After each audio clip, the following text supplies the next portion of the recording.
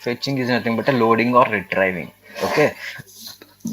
In Hibernate, when we are working with a ORM tools like a Hibernate, IBTs, we have a something called fetching. Okay, so we have generally two types of fetching. Okay, one is eager fetching, one is lazy type fetching. Okay, we have some kinds of fetching techniques. So we have to define what is the difference between eager fetching, okay, lazy fetching. So we have to define those things. Okay, so before starting one to many or many to one techniques, okay, let's go with the fetching. Okay. Before starting fetching, we have to take the attendance. Attendance.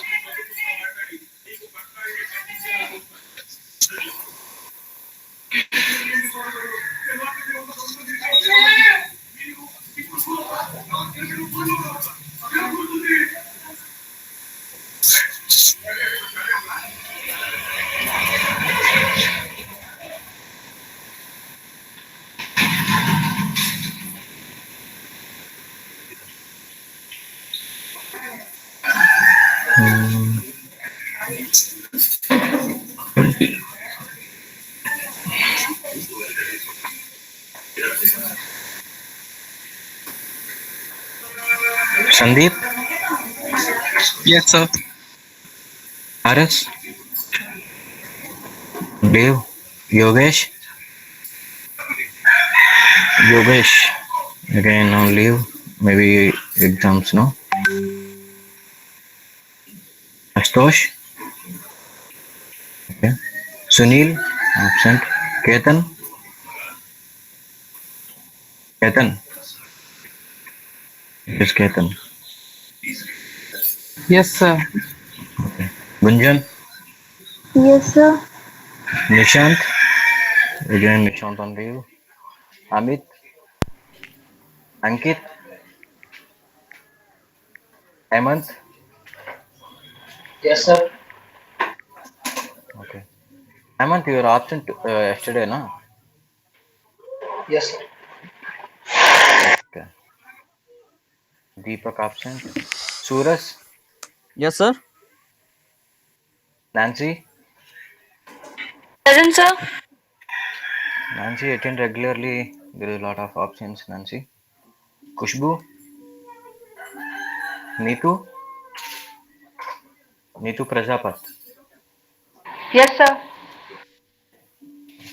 Divya, Present, sir. Rahul,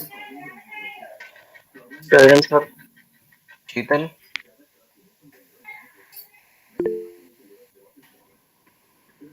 okay, Sheetal present,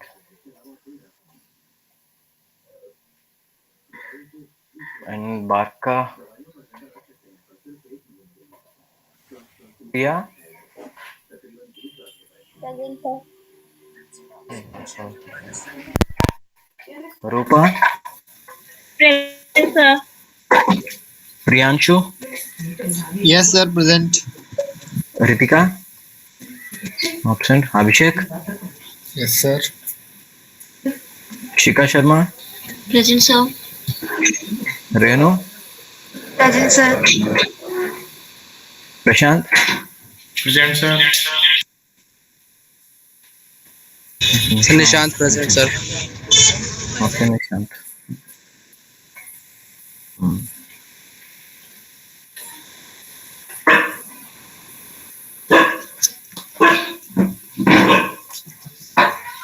class చెప్పినప్పుడు నేను వస్తా ఇటుకి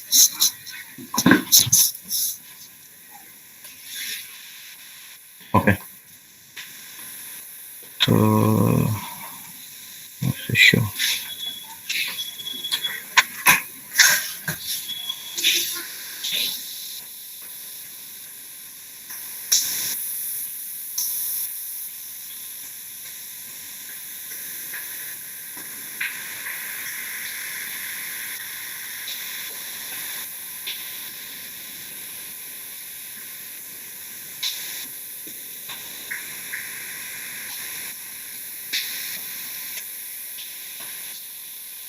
okay. So actually we are working with one to many thing, right? Sorry, one to one. So one-to-one mapping, no? So in the one-to-one mapping, okay, one student has one laptop or one bike or something. Okay, one student has one bike and one bike has one student only. Okay, this is the one-to-one mapping that we discussed yesterday, right? And we discussed about the inheritance also, which is also very important in Hibernate.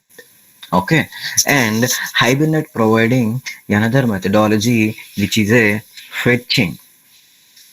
Okay, so generally fetching, when we are working with ORM tools like Hibernate or IVTs, okay, data fetching, okay, data fetching, that means data retrieving or data loading from the database to our Java application can be classified into two different types.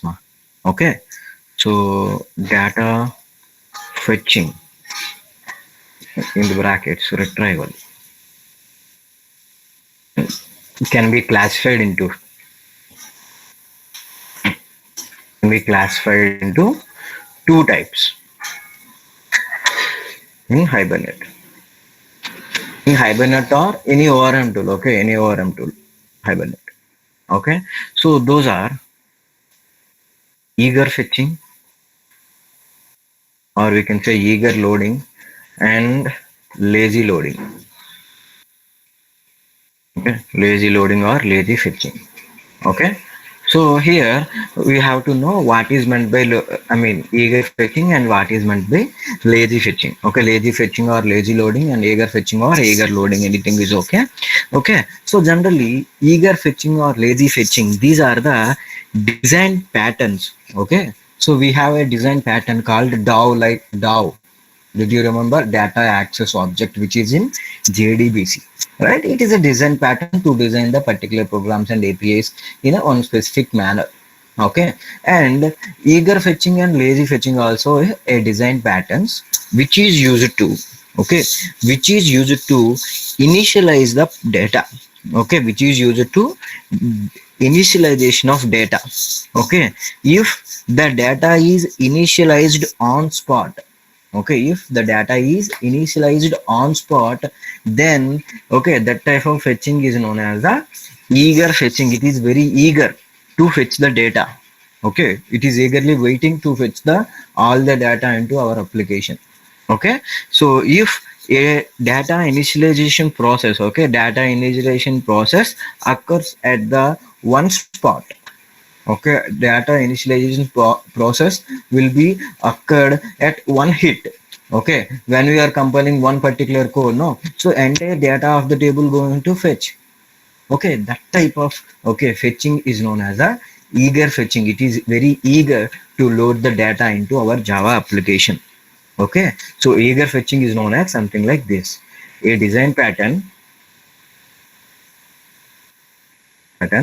which is used to initialize the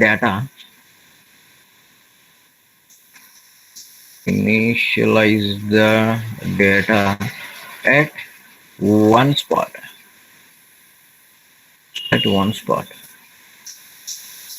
okay. One spot, we can add something like, one spot by fetching all the records or all the rows of a table.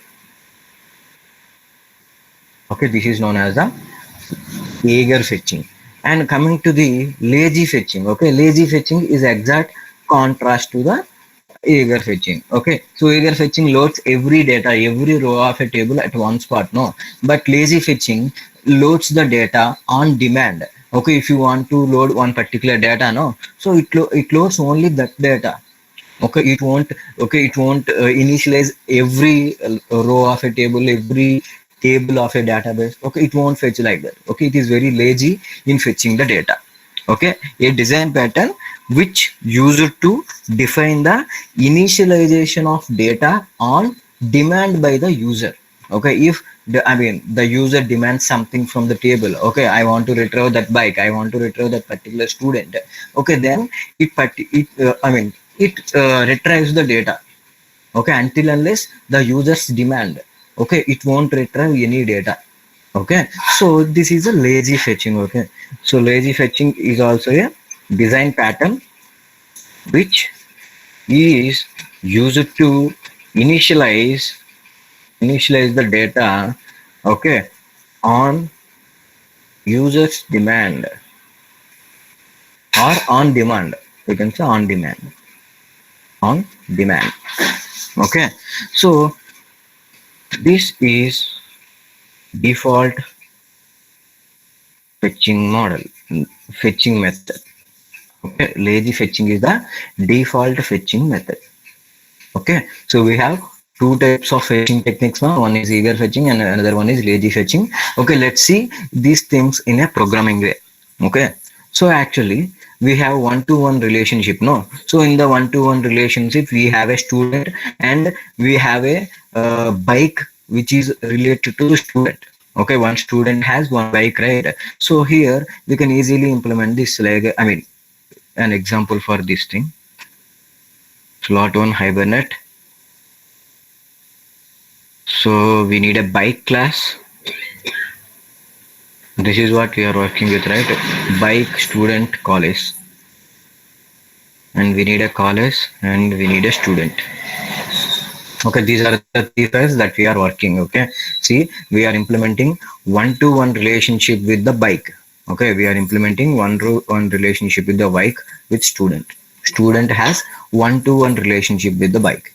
Okay, so here let's see what is happening. Okay, let's understand what are the things that we are discussing. Okay, so actually let's write something. Okay.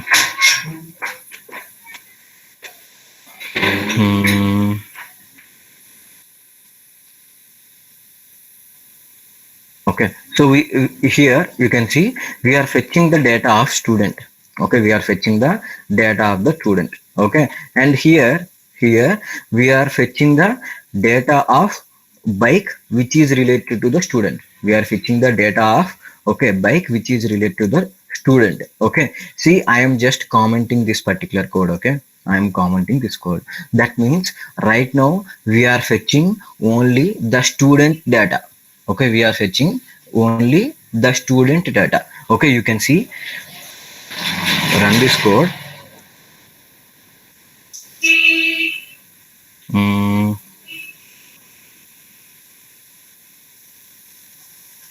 Okay, see, okay, so actually I think I mentioned something in the student. No.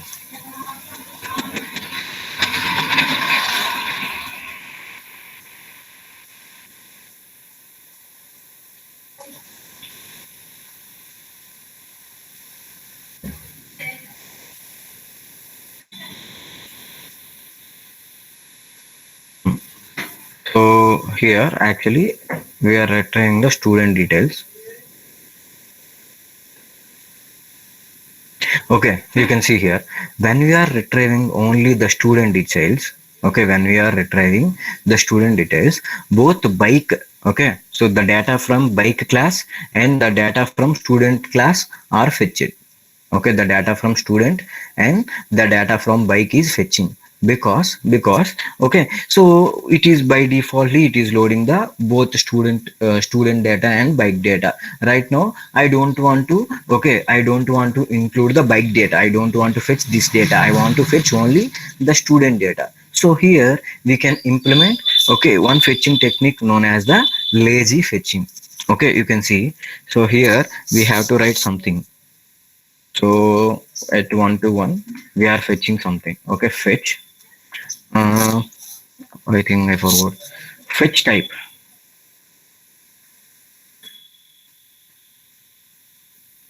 Fetch type dot. So see, we have two types of fetching. One is eager fetching, another one is lazy fetching. You can see here. Okay, so here I'm fetching the data in lazy fetching. Okay, I'm using the lazy fetching. Okay, now save this code. Okay, come back and run. Now you can see the SQL query.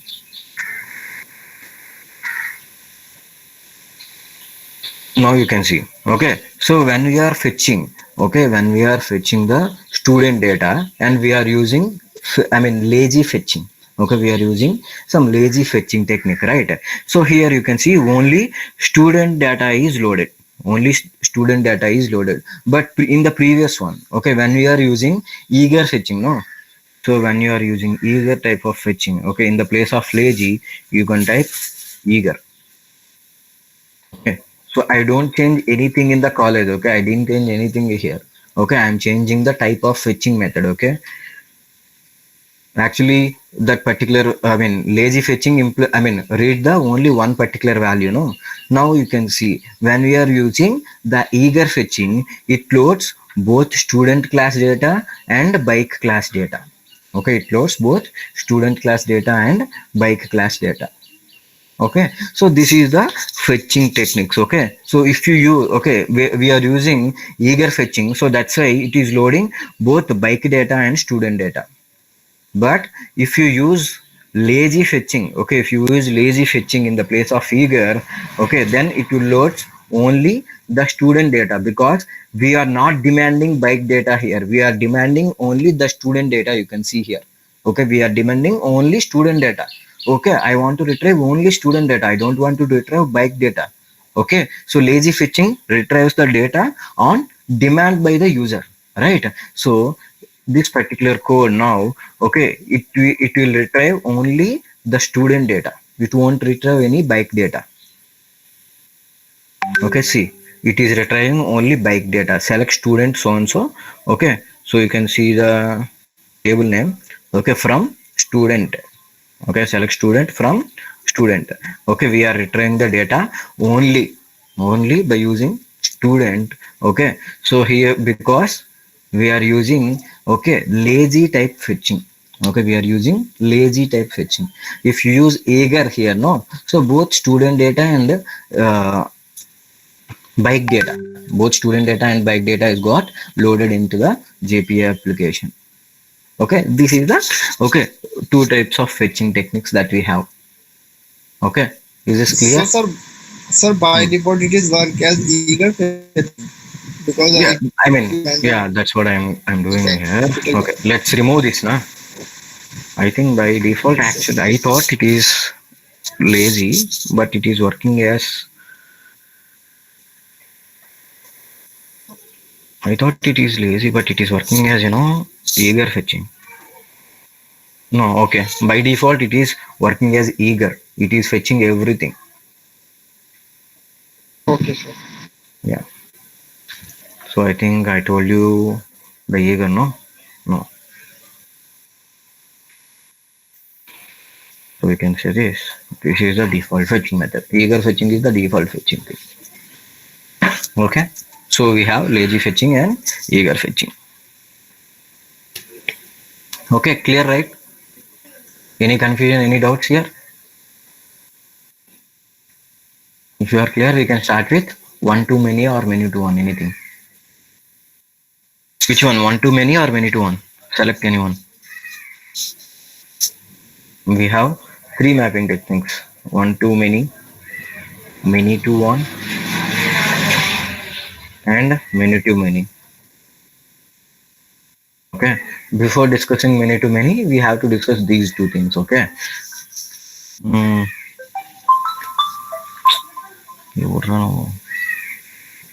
okay. One to many and many to one. Which type? Select anyone. One to many. One to many. Okay. So let's discuss the one to many. Okay, so the best example for one to many is, okay, so let's take someone. Okay, Rahul. Let's take Rahul. Okay, so Rahul has two bikes. Okay, Rahul has two bikes. Rahul has two bikes. No, so here Rahul is a one person, but he is having many bikes. Okay, what if Rahul has three bikes? Okay, what if Rahul has four bikes? Okay, so there is a one entity which is linked to the many entities. Okay, there is a one person called Rahul, but he is having many bikes. He has many bikes, four bikes or five bikes, anything. Okay, so this is a one to many. Okay, we have one entity which is linked with many entities, many other entities, I can say. Okay, so I mean, for example, let's take Priyanshu. Okay, Priyanshu has four, five laptops. Okay, he has four laptops, and Kathan has four mobiles. Okay, so like this, no, one person can have multiple things. Okay, and maybe I may have different cars. I have three cars. Okay, so here one to many. One person has many things. Okay, Kathan has many mobiles. Okay, this is a one to many mapping. Okay, so actually we are discussing student and bike relationship, right? Student and bike relationship we are discussing. So that means one student can have many bikes. Okay, one student can have many bikes, but many bike. Okay, here many bikes can be handled by one student. No, so this is, I mean, here don't see vice versa. Okay, if you see vice versa, that means many bikes handled by only one student. That is a many to one. But here we are discussing only one to many. Okay, we are discussing one to many. Okay, so you know, one too many is the best example for these bikes. Okay, so we have one student and one student may have many bikes. Okay, so this is the best example for one too many. Okay, so let's implement this thing. Okay, let's implement one to many relationship in our database. Okay, so guys, remember, these mapping techniques only available in Hibernate. Okay, you can implement these mapping things by using two types of concepts. You can implement these things by using XML. Okay, so you can implement mappings by using XML or annotations. Okay, so I'm not that much fan of XML generally, so that's why I'm using annotations based technique. I mean, because I don't know, I mean, I don't know much. I didn't work with XML files much. So that's why I avoided XML type of techniques in the Hibernate. We can implement the same things with the annotations also. Okay, the output will be same, but the implementation structure will be the different for XML and annotations. That's it. Okay, there is no difference in the output. Okay, output is same, but implemented structure, no, implemented methodology is a different between the XML and annotations. Okay, so we are using annotations based Hibernate. Please remember, we are discussing so many annotations. No, we discussed transient, entity, ID, generated value. Okay, so we discussed so many things. Here we are discussing one to many. Okay, one to one. We are discussing something like, catchable. Okay, we have to define the catching. Okay, so I mean, one of the best uses of Hibernate is catching. Okay, we have a cache memory. Okay, by using cache memory we can increase the speed of our application. Okay, we can discuss those things later. After completion of these three, we can discuss the catching also. Okay, if we completed the catching, okay, we left with very few concepts in the Hibernate. Okay, if we completed the mapping methods and if we completed the, okay, the basic of catching, okay, how to implement catching in the Hibernate. Okay, then we can move with the something called object state. We have a different types of object states. We have to discuss the object states as well.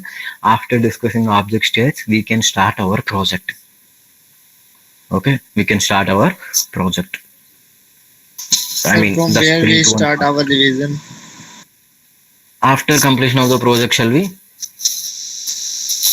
I mean, yeah, I think I forgot to inform you about the Capgemini assessment, no? Yes, sir. We don't Mhm. update any. Yeah, actually, so I received one mail. Okay, I mean, not only me, we received some mails from the Capgemini. So Capgemini currently paused the hiring process because maybe Capgemini is having some issues. Okay, so Capgemini paused the hiring process, so that's why I can show you where is mail. Mm, first work. No, it's not done.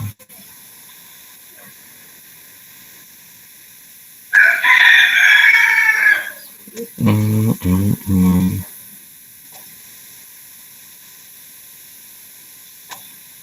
Yes.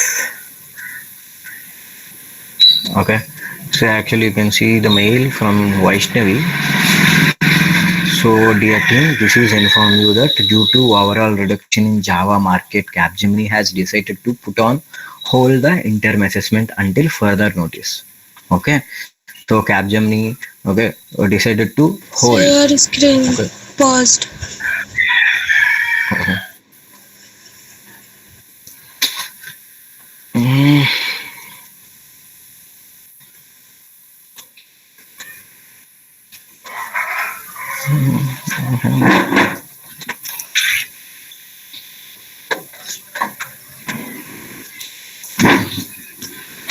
is that okay? No? Yes, sir. Yes, sir. Okay, so here you can see. So this is inform you that due to overall reduction in Java marketing, Capgemini has decided to put hold on the interim assessment until further notice. Okay, until further notice, Capgemini holds the interim assessment. So that's why, okay, we are not discussing about the interim assessment still now. Okay, actually we have to start the preparation for interim, but Capgemini holds the interim assessment for some time. Okay, when the the Capgemini restart our regular process, then we can start the thing. Okay, so until further notice, we cannot do anything, right? But Capgemini decided to pause the, I mean, hiring process. So that's why we are not discussing the revision part and and interim assessment part and everything.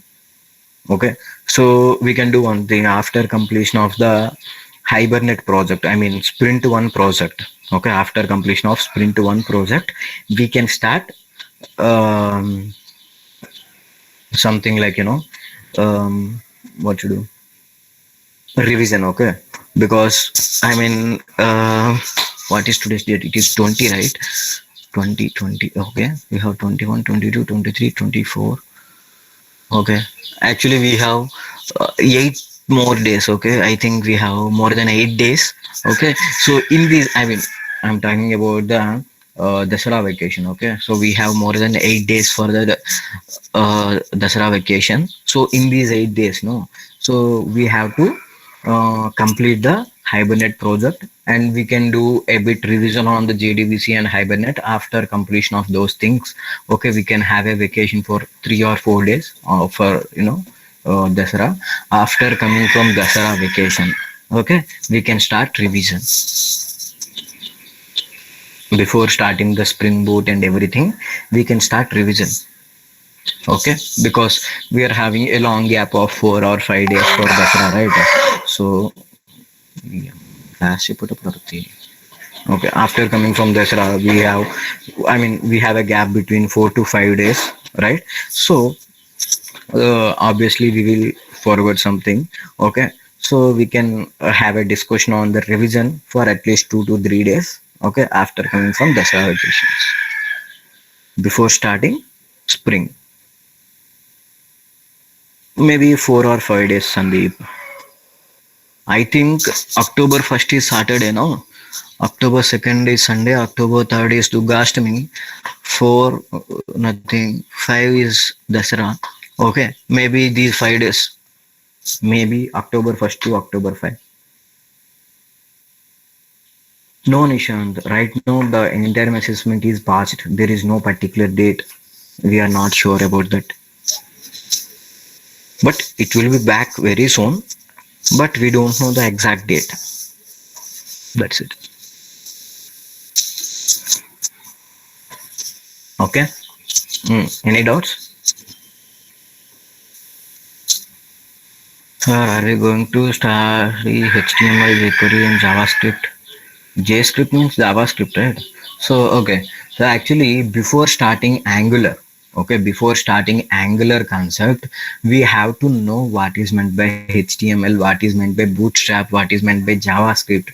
Okay, so definitely we have to know these things. Definitely, Sandeep. We are going to learn HTML, CSS, JavaScript, Bootstrap for sure, but not completely. Okay, we can discuss the overall scenarios, how to write a HTML program, how to write the tags, how to add CSS to the HTML, how to add JavaScript to HTML. We can design a little bit programs and everything. Okay. So if we have a time, if we have a time, okay, in before Dasara vacations, okay, right now we have 8 more days, no, 8 days, 8 days or 9 days, okay. So we can complete the hibernate in next class. Okay, that means we have 7 more days. Okay, so in 2 days we can start. Okay, in 2 days we can start something like project. Okay, we can complete the project in 2 days or 3 days. In worst case, we can take up to 3 days. Okay, so finally we have 4 more days, no, 4 more days. Okay, in these 4 days we can start. If you need, if you want to learn, if you are very eager to learn HTML and CSS, we can learn HTML, CSS and JavaScript. If you are willing. Yes, sir. Yes. Okay, is that okay? If you are willing, we can discuss these things in those 4 days. Okay, before starting the spring only we can learn the thing. Don't worry. Okay, sir. So don't worry, dude. I'm there. Hmm. So now we have to start one to many. Okay, relation in Hibernate. One to many. One student can have many bikes. One student can have many laptops. Okay, one student can have many mobiles. Okay, one entity can have many things. Okay, that is what one to many relationship is. So let's implement those things. Let's implement it. Okay, so here we have a student class, no, so let's remove everything in the student class. Okay, just remove everything because we can develop all these things in a single clip. No need to worry about that. And let's remove everything in the bike class as well.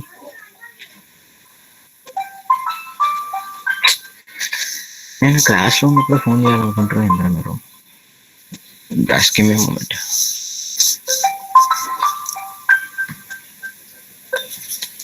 Hello.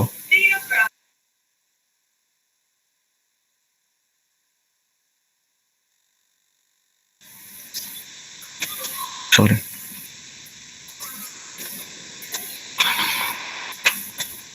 I don't get any. Any phones when I have a free time. So I'll get every phone when I'm in a session or when I'm in a hurry. Okay. So I removed everything. Okay. So this is our college class. That means we have a main class and we have a student class and we have a bike class. Okay. So here we are implementing one to many relationship. That means one student. Okay. This particular class can have many bikes. One student can have many bikes. Okay. So first let's implement the bike class. Okay. Let's implement bike class. So these bikes. Okay. Bike may be having bike ID, and maybe we are having something like bike name. Okay, bike name, and we obviously we need a getters and setters and toString method as well. Getters and setters. Select all and click on the generate, and we need toString method also. Click on the generate. Okay, this is the so bike class. And now this is a bike, no, so this is a bike and this is the student. One student can have many bikes. One student can have many bikes. That's what we are implementing, right? So here we can implement something. Okay, and I forgot to implement primary key in the bike class. Okay, so ID. So bike ID is the primary key of bike class. Okay, I forgot. And now we have to implement this student class. Now we have to implement this student. Okay, so let's see. Let's implement this, and we need a @ID for sure because student ID will be our primary key. So here we can implement student ID private int student ID. This is our primary key, and we have to implement student name and everything. Student name and private string student group. Okay, private string student group. Okay, so here, okay, I'm implementing one student can have many bikes, right? One student can have many bikes. So here we can write one list of bikes. Okay, here we can implement list of bike. That means one student can have maybe two bikes, another student can have maybe three bikes, another student can have maybe four bikes. There is a no limit in biking, right? So here, so that's why I can implement, okay, one list of bikes. Okay, so in the list we can have any bikes, any number of bikes. Even one student can have one bike, even one student can have two bikes or three bikes, anything. Okay, so here I am implementing list of bikes in the student class. Okay, I'm implementing list of bikes in the student class. Private list of bikes. Okay, student list of bikes, and we have to implement this list from utility package. We have to import it. Okay, we have a, okay, list of bikes for the student class. Okay, so here we are implementing one to many relationship. Okay, we are implementing one to many relationship with the bikes from the students class. So here we can write one to many. One to many is a relationship. Okay, let's import this thing. Import from Java Persistence API. Import. Okay, now we imported the one to many application. So we need a getters and setters, obviously, right? So let's import getters and setters.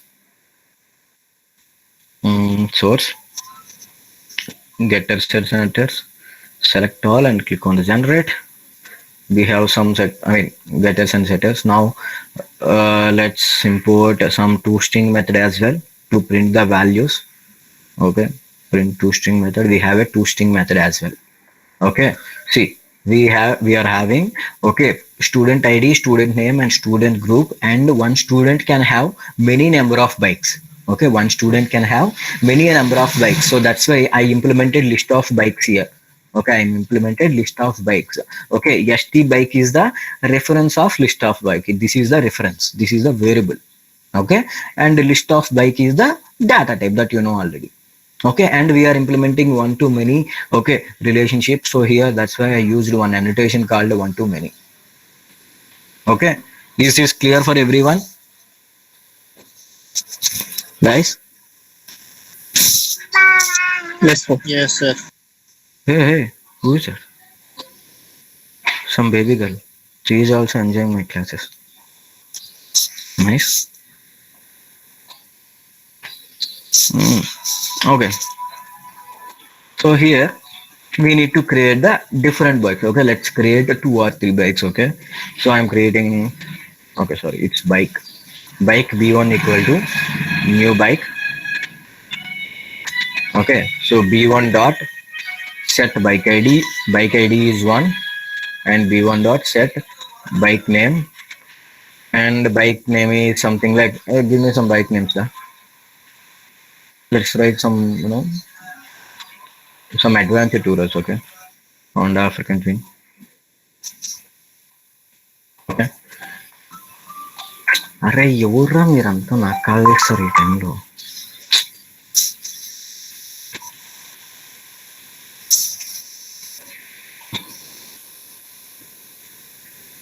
Guys, give me a moment.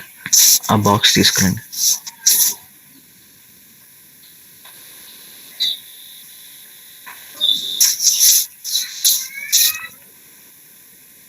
ఆ ear buds ఇవ్వండి.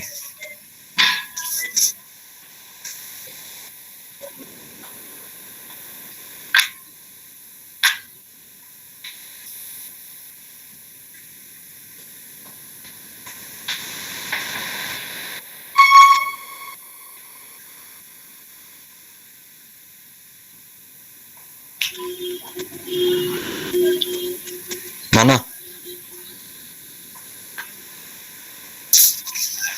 ఇదిగోండి.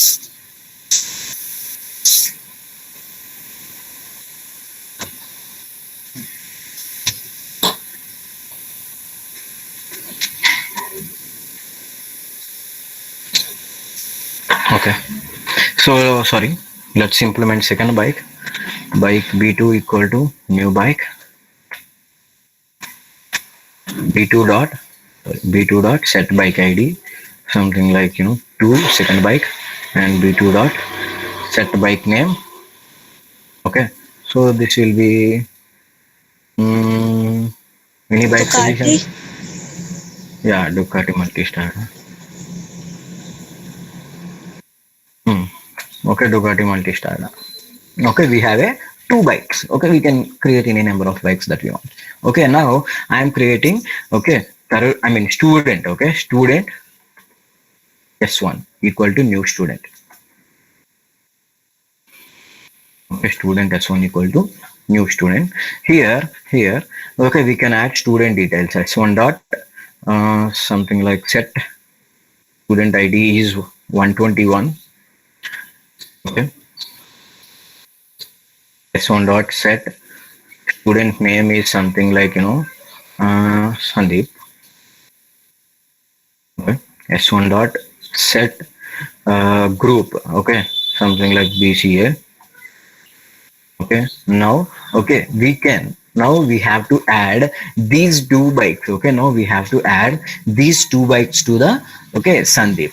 Okay, so how to add? See, this particular bike, this particular student bike is expecting one list, right?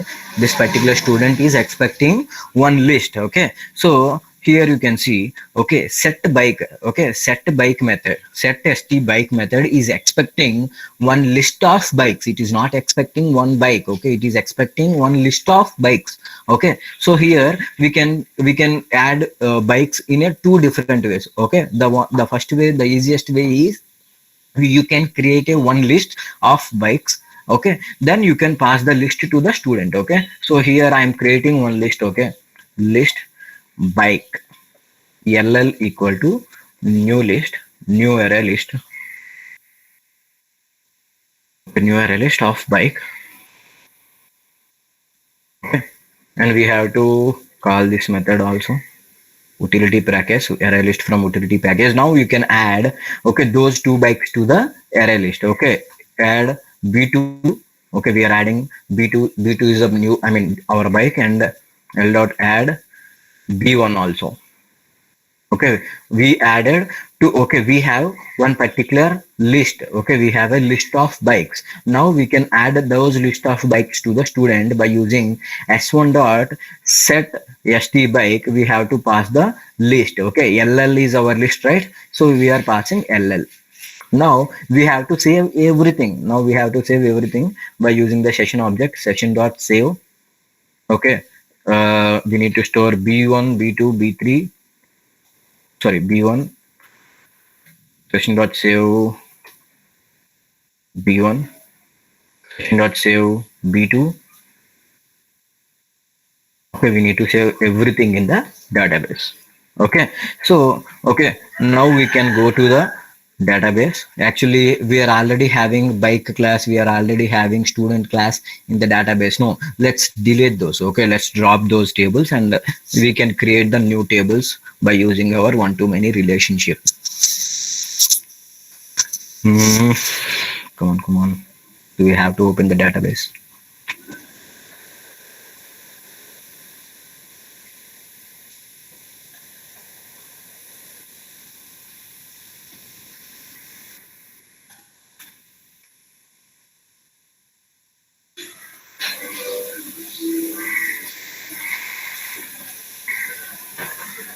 Okay, so we have a database. So we are using Anideep Deep Tech, right? Deep Tech. Use Anideep Deep Tech, and we need to show the tables. Okay, show tables. Okay, so see, we have banking, we have bike, and we have student. Okay, so let's see what are the contents inside of tables.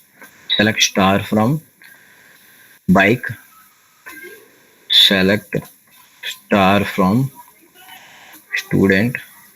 Okay, let's run this. Let's see what are the contents inside of those tables. Okay, we have bikes, KTM and Pulsar, and we have student. Okay, in the student we have Ketan and Rahul. Okay, now I want to drop the two tables as well. Drop table bike, because I want to create it by new. Okay, drop table student. Okay, I'm dropping two tables as well. So drop it and drop it. Okay, we successfully dropped the two tables. Okay, right now you can see, okay, we don't have any table named as bike and student. See, we are having only these things: banking, deep tech employee, employee address, CMP table, and team India. Okay, so we don't have any table named as bike or something. Okay, so now here we can run this particular program. Okay, run this. Okay, go to the console. Let's see what is happening. Okay, create table, something alter table. Okay, so here you can see one thing. Okay, the student table is created. Okay, student table is created, bike table is created. Okay, so I mean, in the student table he Hibernate inserted our student. Okay, and here in the insert bike, okay, in the bike table, okay, it inserted our bikes, and it automatically creates third table. Okay, it automatically creates third table which is named as student underscore bike. Okay, did we ask Hibernate to create this table? No, right? But it is creating the table. Okay, so let's see what are the different contents this particular student underscore bike has. Okay, so actually we have so many tables. Let's see what are the tables we have. Let's run this. See, we have bike, we have student, and we have student bike also. Okay, let's see what are the contents of bike first. Okay, I want to see the contents of bike. Okay, we have two bikes which is named as Honda African Twin, Ducati Multistrada, and we have one student, okay, whose name is Sandeep, and we have another table where we are having the relationship between the table, student and bike. Okay, so student underscore bike. Okay, so this particular thing has only the relation. You can see 121 is the student ID. That means Sandeep is related to the second bike and Sandeep is related to the first bike. Okay, Sandeep is related to second bike and Sandeep is related to the first bike. Okay, so to maintain just a relation, okay, to maintain just a relation, it is creating third table. Okay, to maintain the relation, it is creating the third table. We don't want this, right? We don't want to create a relation like this. Okay, I don't want to mention this. Okay, I don't want this table. I want to create only two tables. Okay, I want to create only two tables. Okay, let's see how we can do it. Okay, so before doing that, okay, let's drop every table. Okay, drop bike, drop student, and drop student bike also. Okay, drop this table also. Right now we don't have any table. Okay, see, banking, deep tech, employee. Okay, we don't have any table as student or a bike or student bike. Okay, because we dropped them. Okay, now here we have to change something in the coding. Okay, we have to change something. Okay, we asked him to create two tables, but it created three tables. You can see create table bike, create table student, create table student underscore bike. Okay, to maintain only the relation. See, so the contents of the table you can see here. Okay, create table student which is having student ID and bike ID. Okay, we don't need them. Okay, I don't want to maintain a separate table to maintain the relationship. Okay, so here we have to change something in the coding. Okay, let's come to the student class. Okay, let's come to the student class. In this student class we have to add one annotation. Okay, we have to add another annotation which is named as join column. Okay, join column. Okay, we are joining the column to the bike class. We are joining the column to the bike class with the name of student. Okay, with the name of student ID.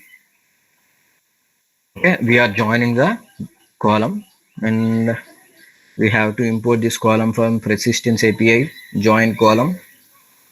Okay, so now we can run this particular code.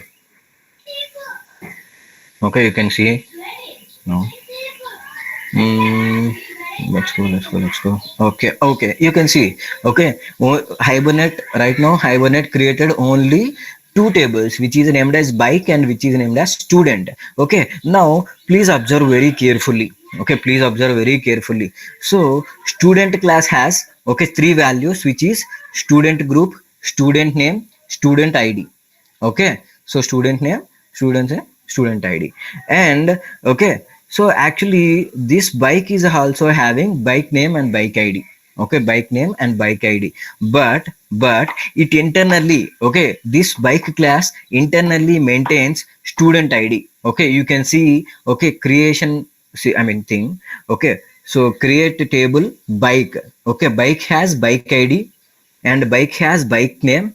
And here bike has student id. Okay, bike has student id, which is a, okay, see, bike has a student id.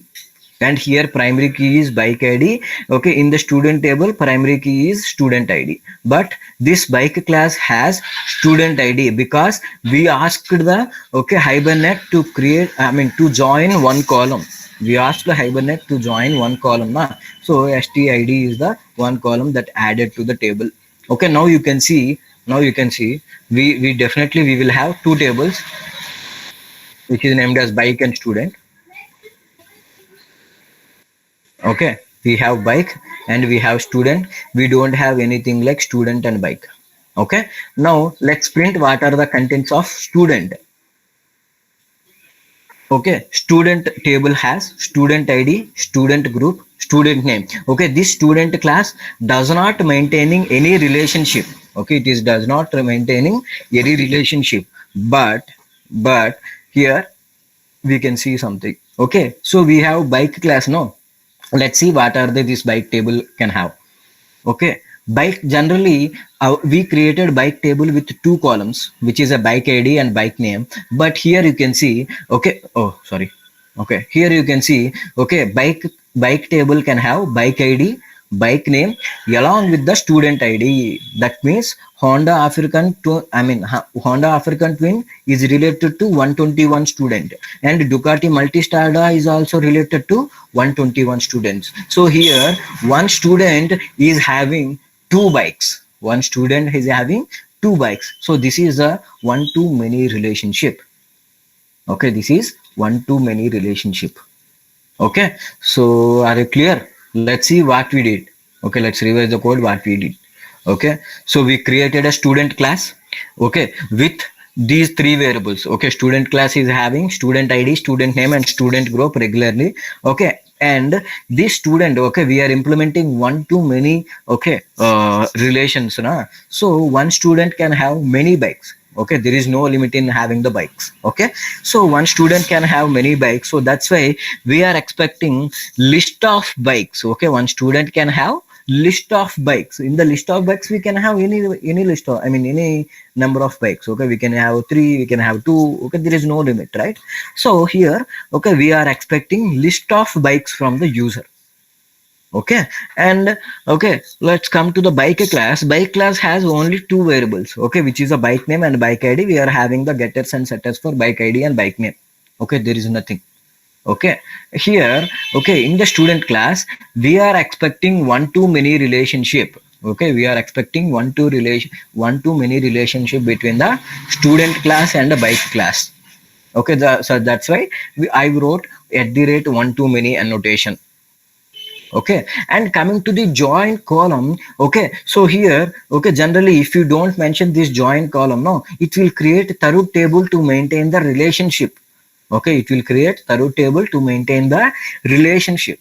So that's why, okay, I don't want to create any thorough table. Okay, to main, I mean it is very unnecessary na, to maintain, just maintain a relationship. It is create, I mean another table is created. We don't want that. Okay, so that's why, okay, here I mentioned hello bike, so you can add student id in your table so that we can add a relationship between this. Okay, we are informing the bike class, okay, please add student id in your table. We are informing that. Okay, please join the column as student id. Okay, that student id is going to store in the bike class, I mean bike table. Okay, now mapping the student id from the student table to bike class, we can have the relation na? So this is how we are, okay, maintaining the relationship between student class and bike class. Here in the main method, we created two different bikes. we created two different bikes. Okay, because this particular student class is expecting one list of bikes. Okay, student class is expecting one list of bikes, so that's why I created a separate list here. I created a separate list here, and I added those separate list to the student here. You can see. Okay, set st bike, because set st bike is expecting one list of bikes, so that's why I created a one list of bikes and I passed the list of bikes to the student. Okay, so here automatically it maintains the relationship. Okay, is this clear? One to many relationship. Boys and girls, is this clear, ma? Any confusion, any doubt, any dilemma, anything? No, sir. For everyone. What about others? Girls, Rupa, Renu, Shika, Rahul? Any doubt, Rahul? Clear. No, sir. Okay. Okay. So, okay, we inserted the data into the table. Na? We inserted the data into the table. Now, I want to retrieve those values. I want to retrieve those values. So, how to retrieve those values? Okay, so now we can implement the retrieve. Okay, so we are fetching the values from database to our Java application. Okay, please remember this one. So here, okay, so I can comment everything. Okay, I'm commenting everything here. I'm commenting everything. Okay, I told you, there is a two different methods in setting the bike list. Okay, so here I created the separate list of bikes. Na? Here I created separate list of bikes, right? So without creating this list also, we can add the bikes. Without creating this list also, we can add the bikes by using something like this. So you can see in the student class, we are having one method called get bikes. We are having one method called get bikes. This get bike, okay, get st bike is returning one list of bikes. This get bike is returning one list of bikes, right? So here we can call this particular method and we can add the elements. Here you can see. Okay, I'm removing all these things. Okay, s1 dot get st bike. Okay, get st bike. This particular, okay, get student bike is returning one list of bikes to us, which is an empty basically. So which is an empty, so that's why I'm adding the bikes. Okay, add bike b2. Okay, add bike b2, and we can add another bike also, get st bike, add bike 1. Okay, this is also a proper method. Okay, this is also same thing. Now you can drop the tables in the bike. I mean, you can drop the tables bike and student. Okay, now you can compile this code. Okay, same output. We got same output for sure.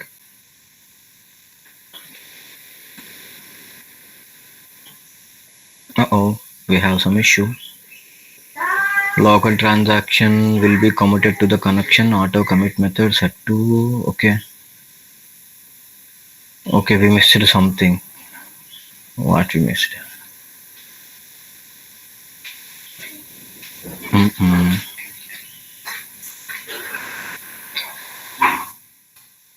Local transaction, we are getting some issue, no?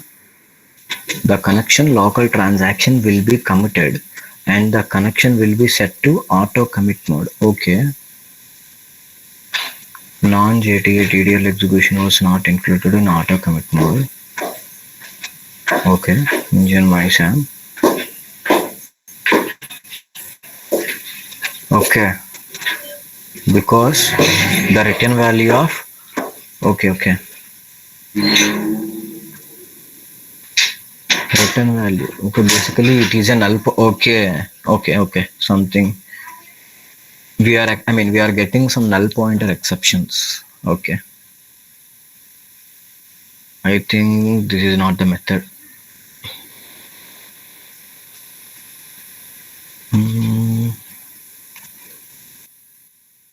Okay, don't use this one. We are getting null pointer exception. Maybe it's a different one. Okay, this is the one basically. Okay, we can create the list of bikes and we can add the list of bikes to the students. Okay, I thought we can add bikes to this particular method. Okay, so this particular get bike method is returning list of bikes, right? So I expect, okay, we can directly add bikes to this particular method so that it will automatically updated, I thought, but it is not supporting. Okay, it's okay. Hmm. We have to, compile the code because I dropped the tables. Okay, everything is set. Now we can see something in the bike. Yes, we have bikes and we have student as well. Okay, so don't implement that method. Okay, this is enough, I think. So, okay, it's okay to do practical, right?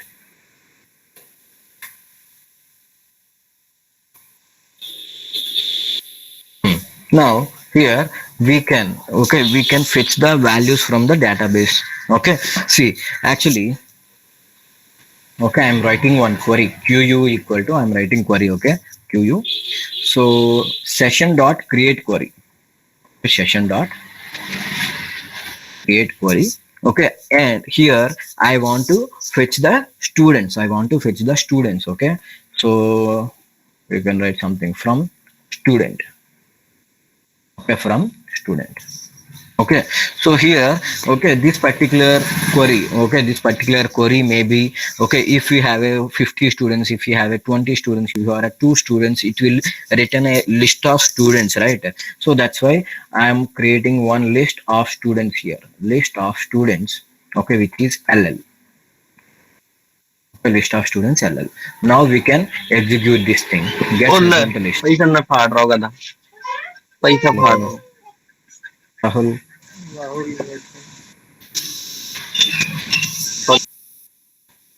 okay, we can have list of students, right? We can have the list of students from the result list. Okay, now by using enhanced for loop, okay, by using enhanced for loop, we can print the result. Okay, student S. Okay, we are expecting student S from LL. Okay, list of students. Okay, here you can print the values like this. System.out.println. Okay, so here we can print student name. S dot get student name. Okay, we are printing student name. Okay, we are printing the student name, and I want to print the bikes as well. I want to print the bikes as well. So here we can print the bikes by using two different things. Okay. Okay.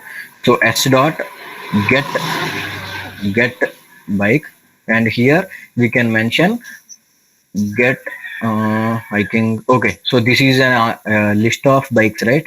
We cannot do like this. We have to write a for loop for list of bikes as well. Okay, so I'm writing another for loop, okay, for list of bikes, because student is having different list of bikes, right? So here we can create a one list bike bb, okay, from, okay, so where we are getting the list, where we are getting the list of bikes, which method is providing list of bikes to us,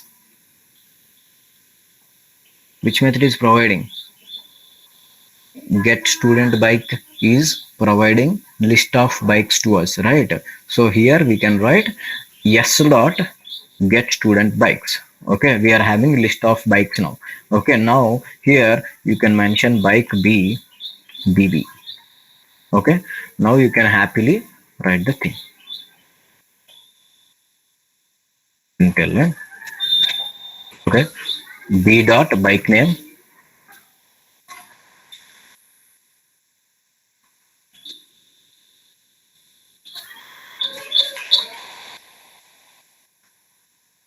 Okay, we are fetching the bike, and semicolon expected, semicolon. And okay, now you can run this command. Probably we will get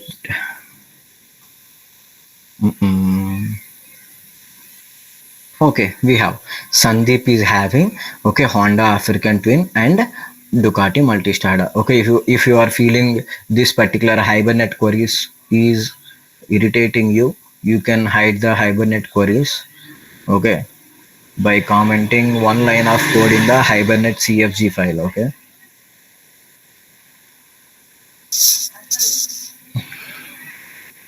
Okay, actually I wrote show SQL as a true. Okay.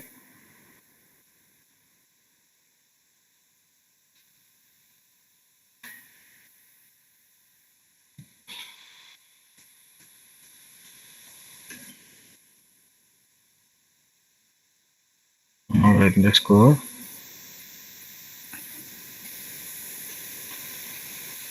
Mm, yes, Sandeep has Honda African Twin and Ducati Multistrada. Okay, like this we can retrieve the details. Okay, if you want to make more clear, no, so after printing the name you can write one message. Sandeep has bikes. Actually Sandeep have, sorry for my English, RIP my English. Okay, Sandeep has Honda African Twin and Ducati Multistrada. Okay, this is how you can retrieve the values.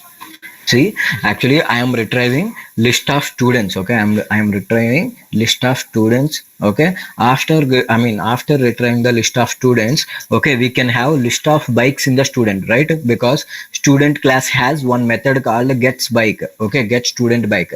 Okay, student class has one method called get student bike. This particular method is returning list of bikes to us, so that's why okay we assigned get bike method to the list. Okay, probably we are having multiple bikes, so that's why we created a list and we assigned the get bike method to the list. Okay, after assigning the get bike to the list of bikes, okay, we are printing the list of bikes by using the enhanced for loop. Okay, so this is how you need to retrieve the values from the one to many relationship. Okay, guys, is this clear for everyone?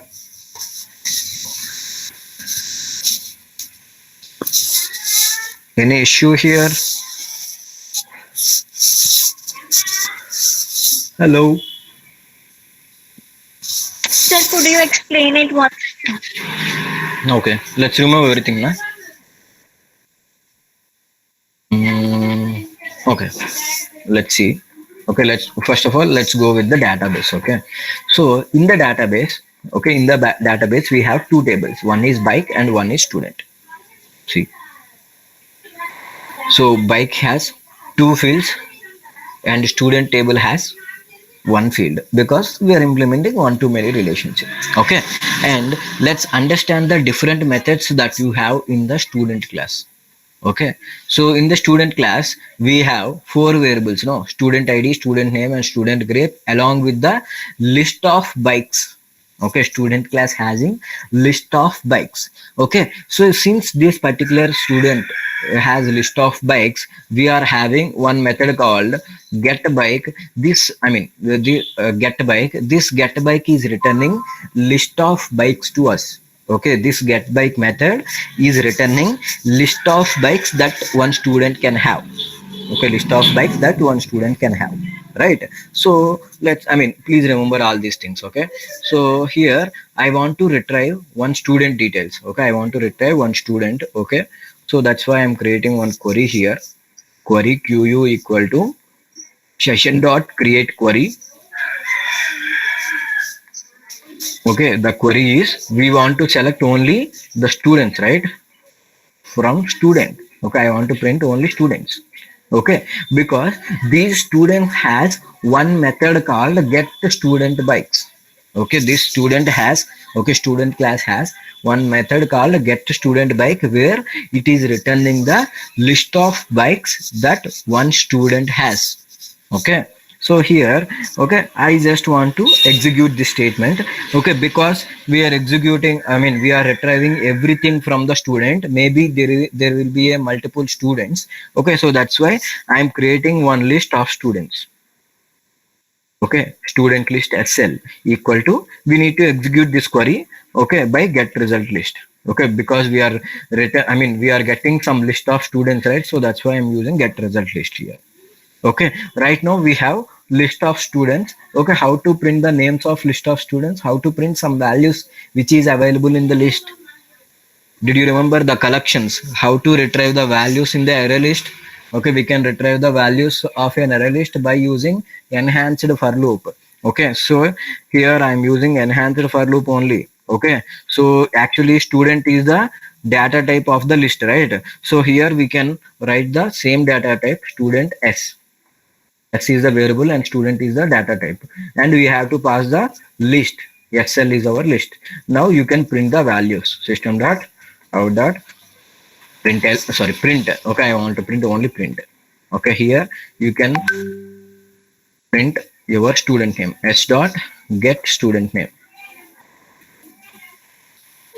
Okay, if you want to add another value, if you want to print student group also, S dot get student group, then you have to write this one. Okay, so since we want to perform multiple lines of coding in the for loop, so that's why I used, okay, brackets. Okay, so we are having student details. Okay, right now I want to print, okay, if we have one student, okay, we have to print the bikes of that one student. If we have two students, we have to print the bikes of two students, right? So one student may have different number of bikes, right? So that's why here I'm creating one list of bikes. Okay, I'm creating one list of bikes because one student can have any number of bikes. Okay, list of bikes BL equal to, list of bikes BL equal to, where we are getting the list of bikes, Amma? Where we are getting list of bikes?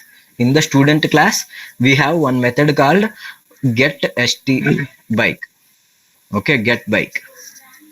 Okay, this particular get bike method is returning list of bikes to us. Okay, so we have to call that method. Okay, s dot get student bike. Okay, this method is returning one list of bikes and I am storing those list of bikes in the BL. BL is a list of bikes. Okay, now I want to print the list of bikes, right? So how can we print the list of bikes? By using the same enhanced for loop only. So here we can write the enhanced for loop to print the bikes. For bike B, okay, we have to pass the reference BL. Here you can print the bike names. Okay, so here we can mention B dot bike name. Okay, that's it. Now you can run this code.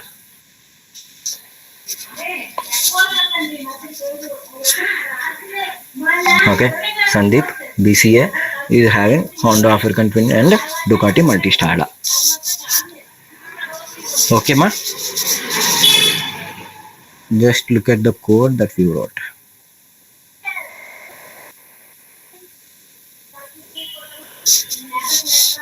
Please check the code. If you are having any issues, any confusion, please let me know.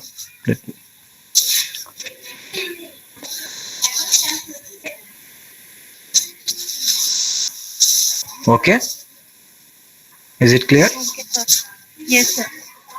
Okay. Okay. This is the one-to-many relationship.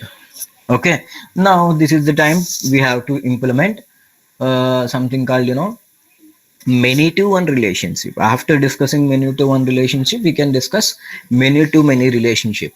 Okay, so here, okay, let's discuss many to one relationship. Okay, can you give me the example for many to one relationship? Anyone? Please give me the example for many to one. Many students have one teacher. Okay, many student have. Anything else? Many bikes. Okay, assume you are creating a bike rental system. Okay, you are creating a project called bike rental system. That means, okay, so I am the one who can rent 2 or 3 bikes. Okay, so many to one.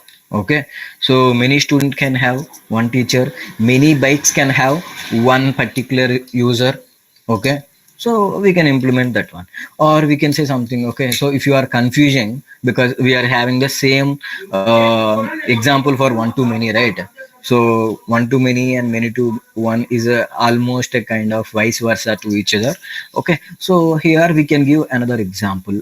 Okay, um, don't use something like bike or a laptop or something like that. Okay, we can use something else. Okay, um, let's think. Uh-uh.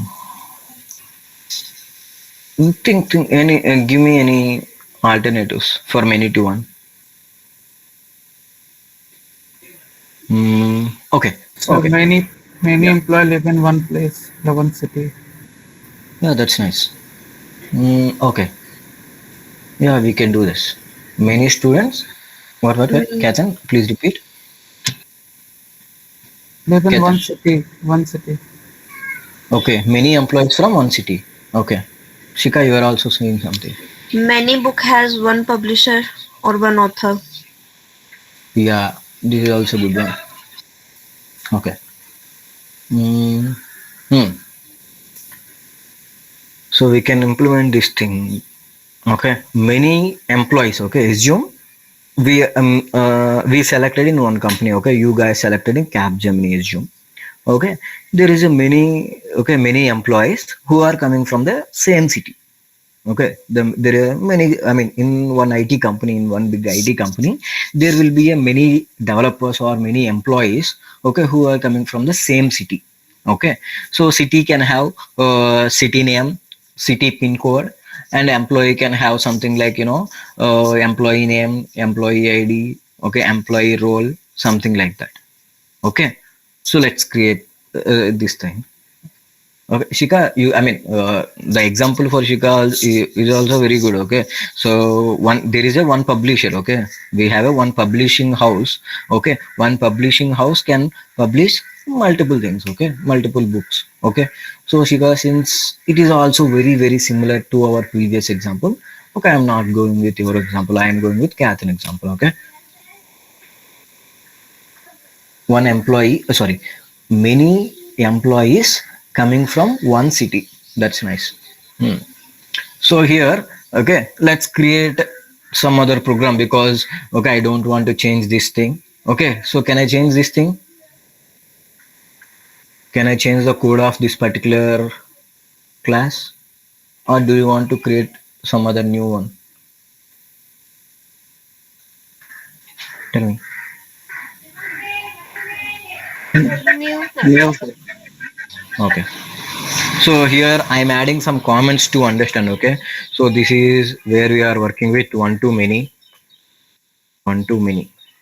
Okay, so I'll push this code into the GitHub. Okay, you can easily find out what are the different things of one to many. This is also part of one to many, and this is also part of one to many. Okay, we have three files in the part of one to many. Okay, while we are pushing the code into the GitHub, it will help you to understand. Okay, if you are having any doubts now, you can go through those things. Okay, yes, someone is saying.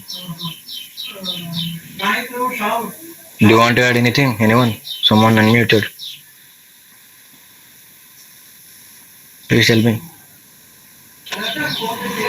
Okay, let's create. I think we are already having employee here. We are already having employee. Okay, I think I use some practice entity. Mm, here I am renaming this employee name as a string. Okay.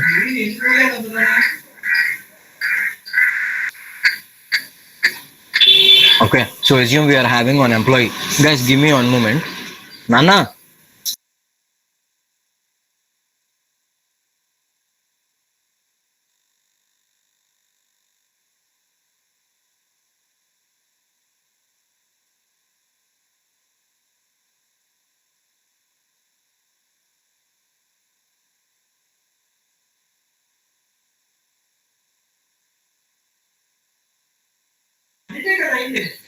Yes, give me one moment, okay? Actually, I have small work in my home. Okay, give me 1 minute.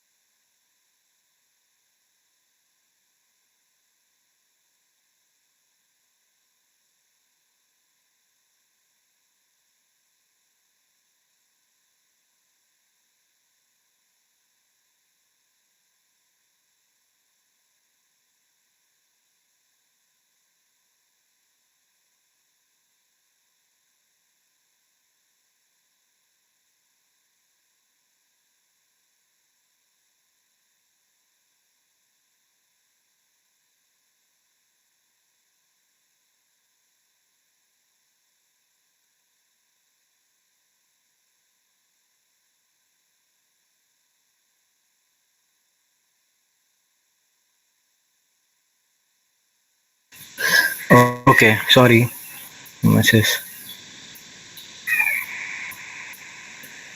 Okay, Nishant. Hmm. Actually, we are having many to one relationship, right? So we have an employee, okay, who is having employee ID, employee name, and employee role. Okay, let's create some class name as address. Okay, address is the another class. Okay, this address class can have something like uh, um, we have to define an entity first, an entity. Okay, so we can create an address id.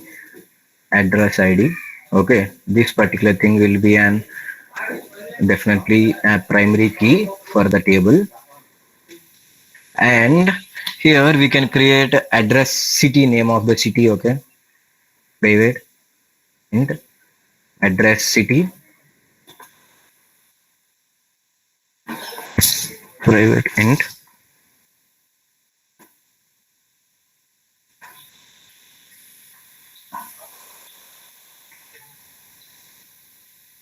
ఏమైంది నాన్న?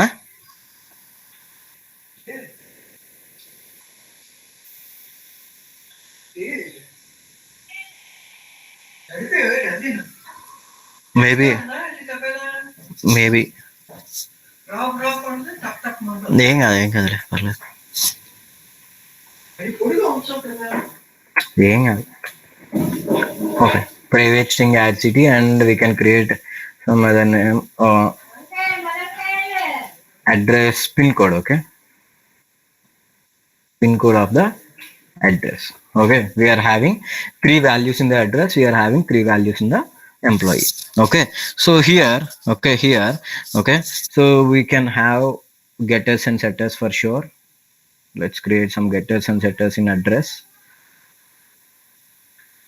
Select all and generate, and let's import a string also, toString method.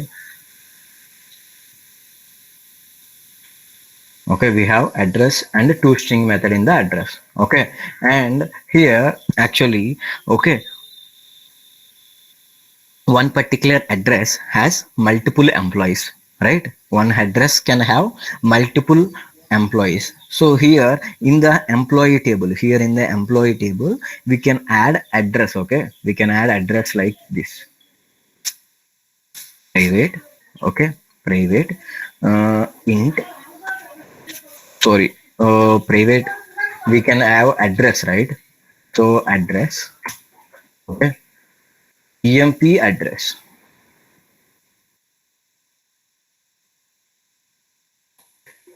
emp address.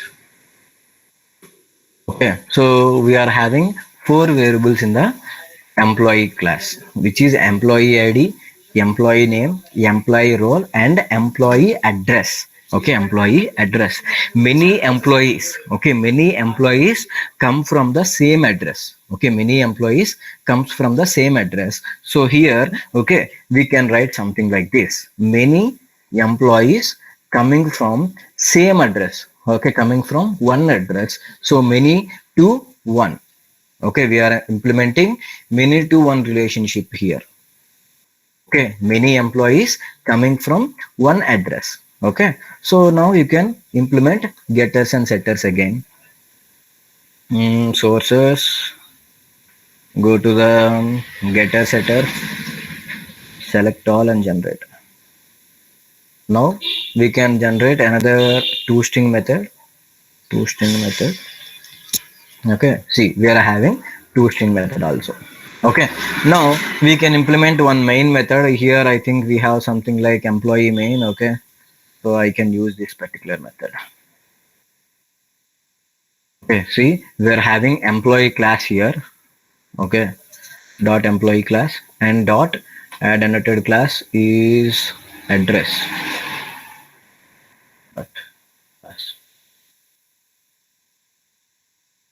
Okay, address dot class. Okay, so here, okay, we can write something in this particular session. Okay, we can create the many employees. Okay, we can create many employees and one address. Okay, so here I'm creating many employees. Employee e1 equal to new employee.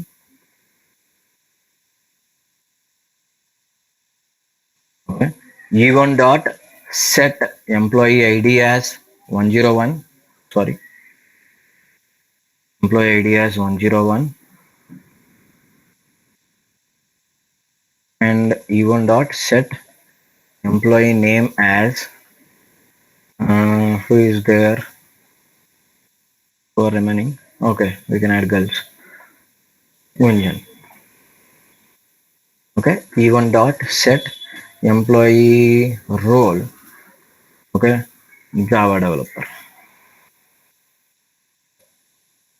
Okay, again, now we can create another employee,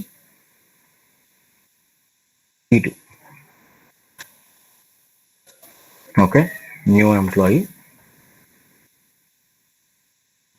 Okay, and we have Rupa. e2 dot set employee id. Okay, employee id of Rupa is 102, and e2 dot set employee name Rupa. e2 dot set employee role as something like full stack. Okay, and we can create another third employee also if you need. So let's create another employee, employee E3 equal to new employee.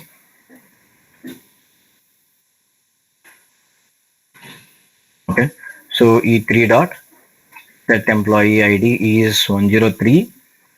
Okay, E3 dot set employee name as someone Shika. Okay, E3 dot set employee role Shika is front end developer.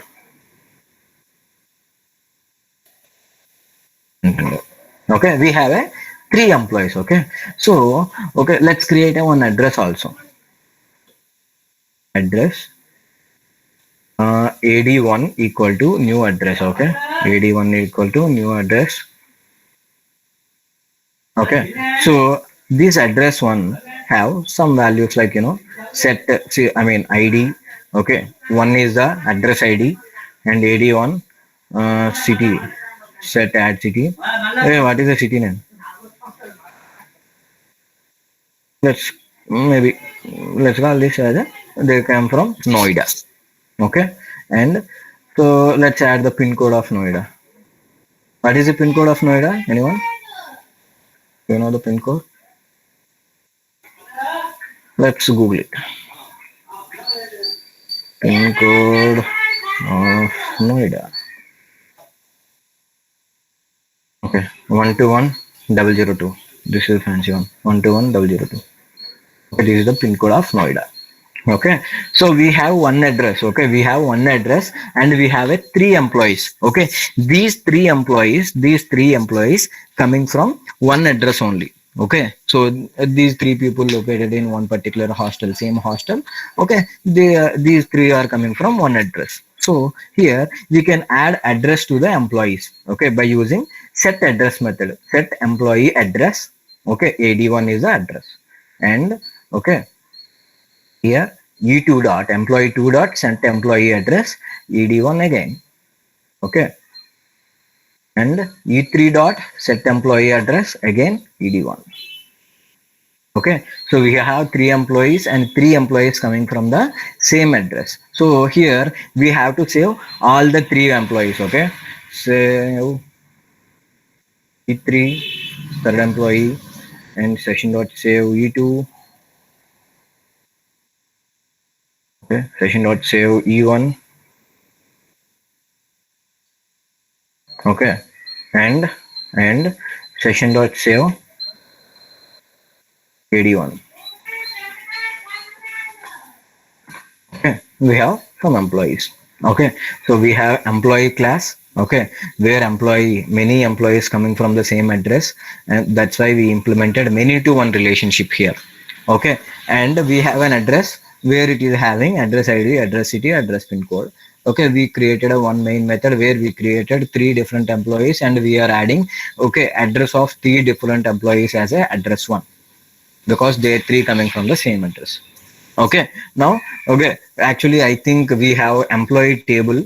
Okay, maybe, so let's see whether the table is existed or not. Okay, we don't have any employee table. Okay, so let's create employee table. Okay, so running this code.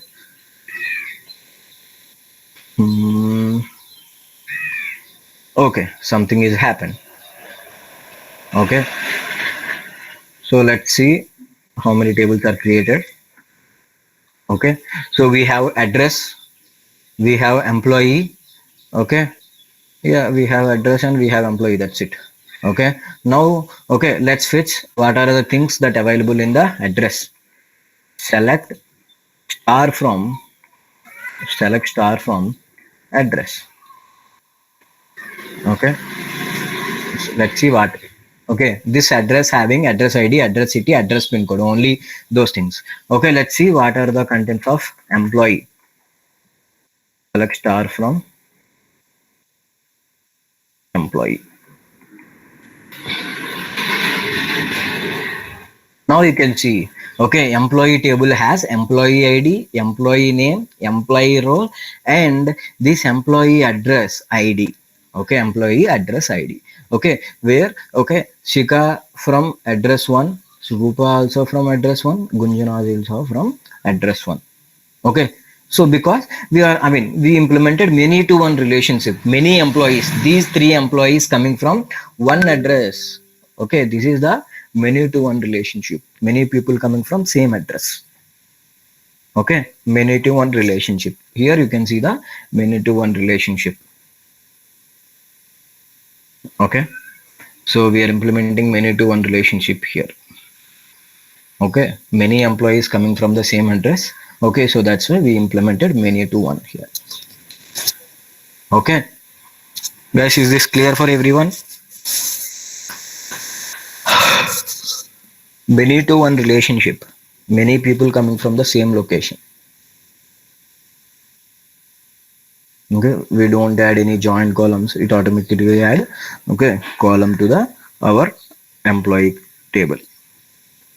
Okay, now we need to know how to fetch the values from this particular table. Okay, so if you are clear with the inserting, okay, I can tell you the retrieval.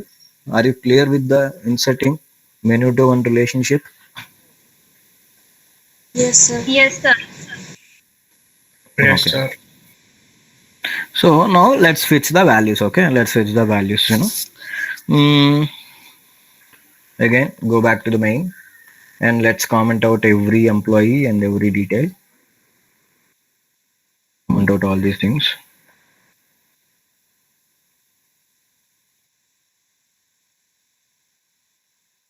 Okay, here we can implement something like we can write a query, same thing, same query session dot create query,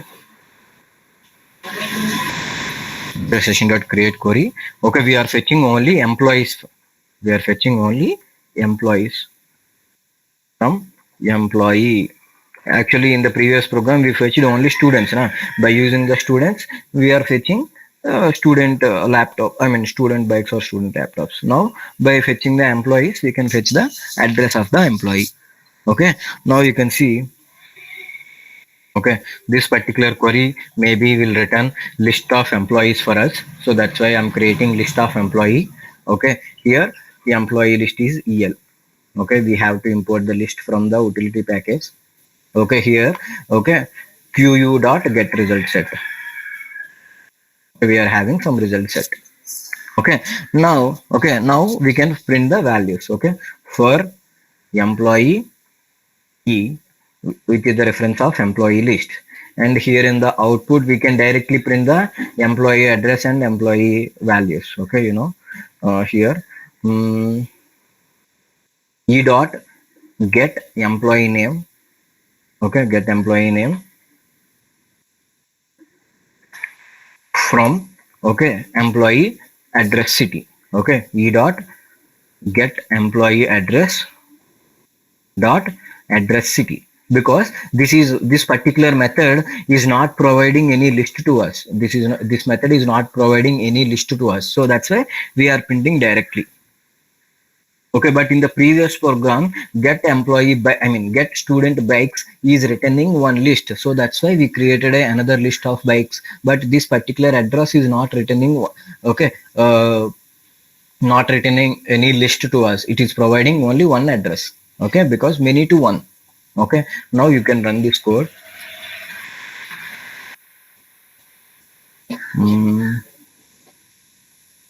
Yeah, Shika from Noida, Rupa from Noida, and Gunjan also from Noida. Okay, so this is how we can fetch the values from the data in many to one relationship. Okay, guys, is this clear? Many to one. Yes, sir. Okay. What about others? Yes, sir. Okay, Rahul, Sandeep, you're so silent.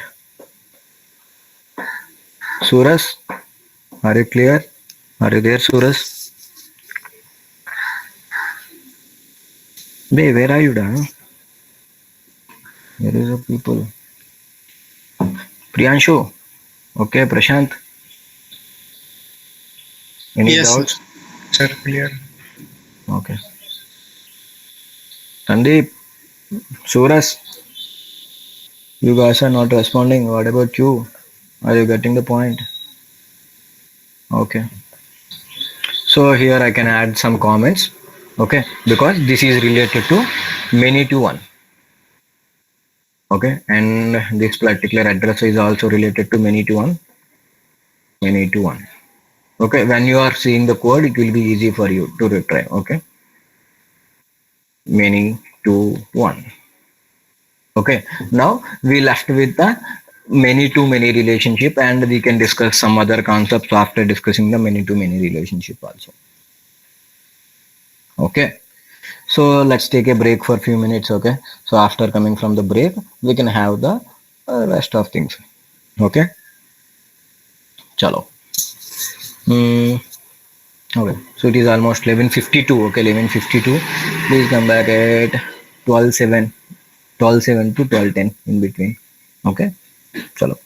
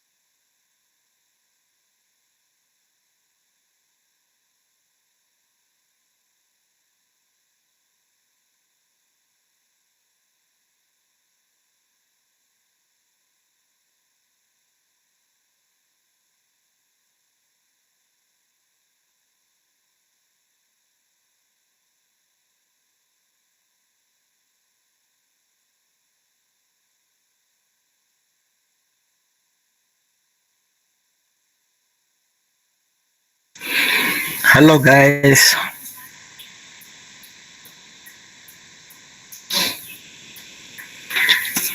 Hello, guys. Are you back?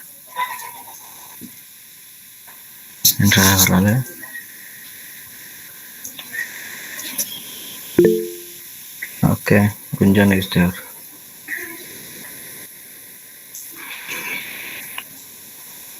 Okay, so let's start our session. Okay, so now we have to discuss many to many. Okay,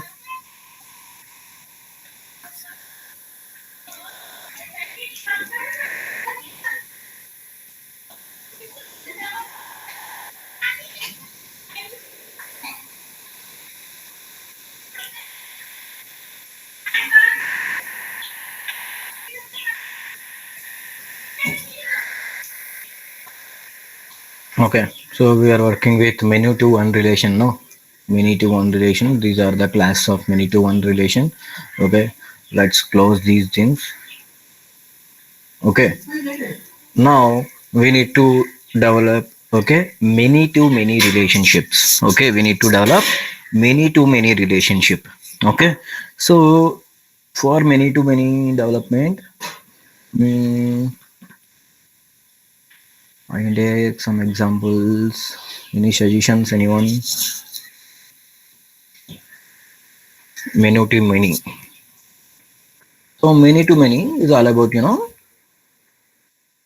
so assume you are in a company. Okay, assume you are in a software company. Okay, so we can have many developers in the company. Okay, we can have many developers in the company. Okay, many developers. Okay, many developers is working with many laptops. Okay, working with many laptops. For example, okay, assume we are having a 101 is a developer one, day one. Okay, so he is working with, okay, first laptop and second laptop.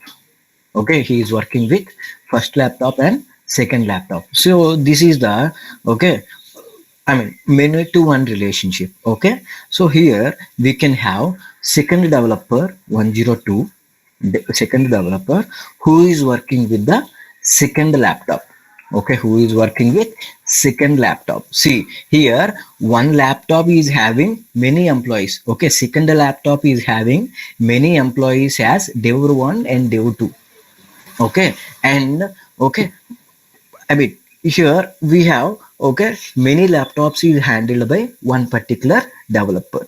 Okay, many developers are working with many, okay, many laptops. So this is the many to many relationship.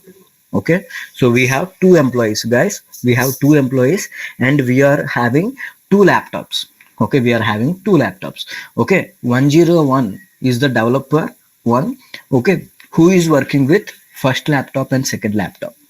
Okay, so here we implemented many to one relationship. Okay, many to one relationship. Okay, and we have second laptop which is also used by 102 dev. Okay, which is also used by 102 dev. So which is one to many. Okay, the combination of one to many and many to one is nothing but a many to many relationship. Okay, many to many relationship. So here we have to implement a program to implement this type of relationship between the classes. Okay, did you understand what is meant by many to many, guys? Is this clear? Yes. Yes, sir. One developer is working with many, many laptops. Okay, and also in the vice versa, one laptop is working with the many developers. Okay, vice versa to each other. Okay, now we have to implement many to many relationship. Okay, let's create a class called developer and let's create a class called laptop. Okay, then we can implement many to many relationship between developer and laptop. Okay, so we are discussing different examples for the different things. Okay, so actually it will give you more clarity on these things. Okay, so let's create, you know, class called developer. Okay, And let's create another class called laptop. Finish. And let's create another class which is a company. Okay. Company. Okay, this is a company is the main class. That's why I need a main method in the company, and click on the finish. Okay, so we have laptop, company, and developer. Okay, we need to implement many to many relationship between the company and laptop. Okay, so here let's understand. Okay, let's create developer class first. Okay, let's create developer class. Okay, so here we need to create an entity for sure according to the thing entity Java persistence API, and we need an ID also because to create a primary key.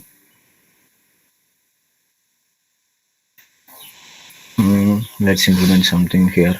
Private int, int developer ID, dev ID. Okay. Now we can implement this ID. Okay. Private string developer name. Okay. And the private string developer project. Okay, the project he is working with. Okay, and we can design laptop class now. After designing laptop class, we can have the relationship between those classes. Okay, so the laptop class. Okay, the laptop class is having some values like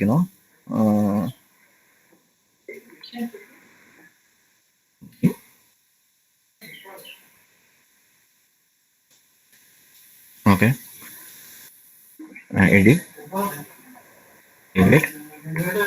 lap ID. Actually, it is an integer. I forgot to mention integer. Private string laptop name. Okay, private string laptop name. So we have to import this persistence API from.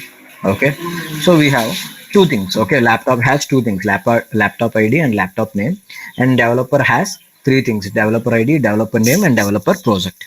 Okay, so here okay, we have, I mean, the developers. Okay, one developer can have different laptops. Okay, the one developer can have list of laptops, right? So here we can expect, okay, we can expect list of laptops from the developer. So here we can create a list of laptops. Okay, list of laptop. Okay, so here we can mention something like dev lab. Okay, dev lab, and we have to import this list from the utility package. Okay, so here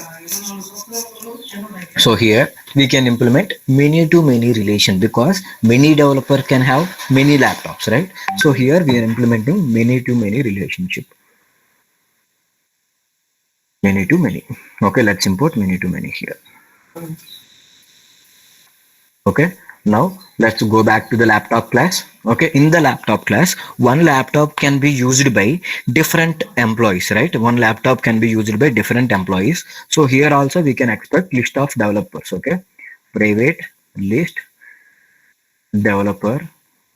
Okay, dev laptop dev. Okay, laptop dev, and we can import this list. Here also we have to write many to many because this particular laptop class also, okay, having many developers, right? One laptop can have many developers. Okay, here, okay, second laptop is used by 101 and 102, and one developer, okay, 101 is using first laptop and second laptop, right? So that's why we have to write many to many in two classes also. Many to many.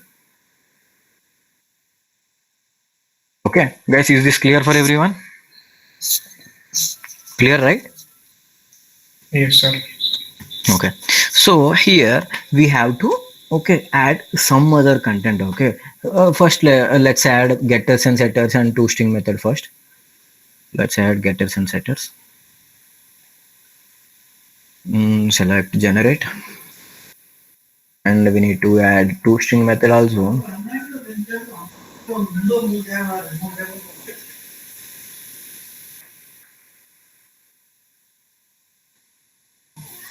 Now again, getters and setters, select, generate. Okay, now again we need to generate toString method, generate toString. Okay, toString method. Okay, we have developer class and we have laptop class and we have a company. Okay, we don't have anything in the company right now. Okay, so here, okay, so actually we need to add different developers and different laptops, right? So let's add, okay, let's add something. Okay, let's go to the company. Here let's write same, okay, Hibernate code. Okay, I don't want to mention the Hibernate code again and again. Okay, I can copy something.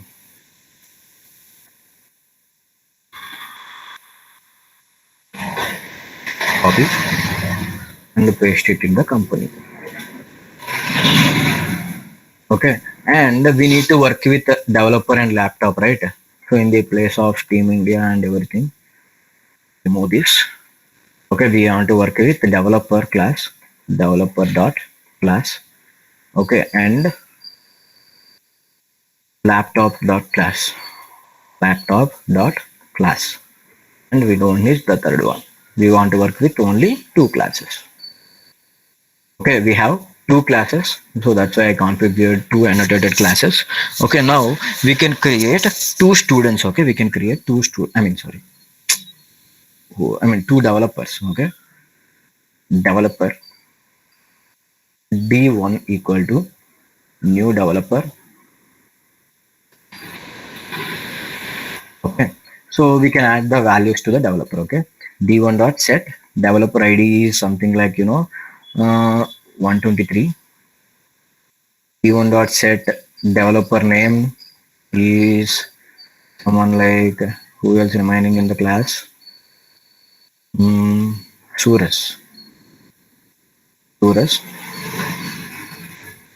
Okay, d1 dot set employee project. Okay, so Suras is working with IKEA project. Okay, so do you know IKEA? Anyone? What is meant by IKEA?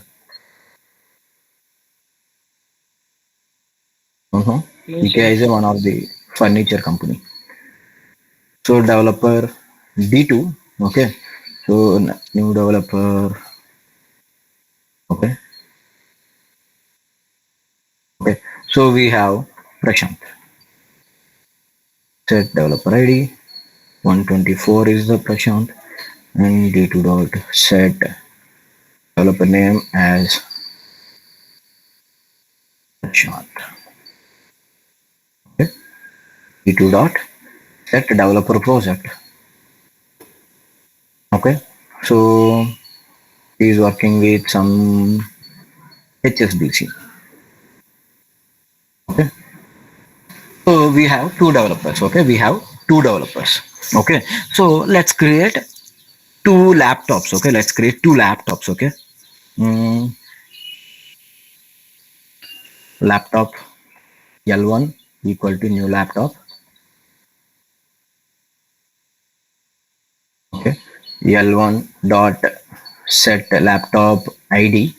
Okay, set laptop ID is 1, and L1 dot set the laptop name is something like Asher Stuff Gaming.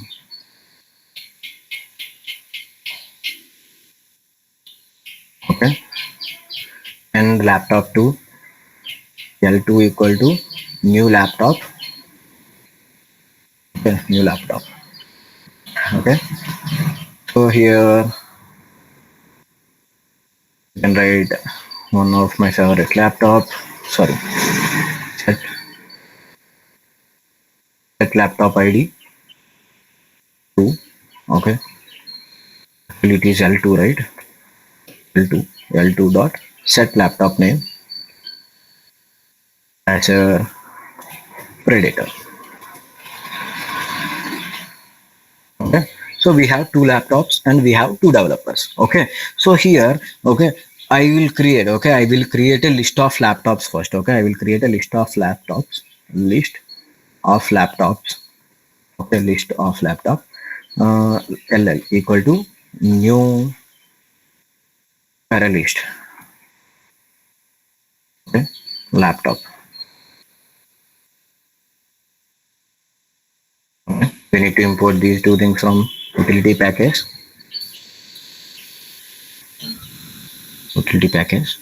okay.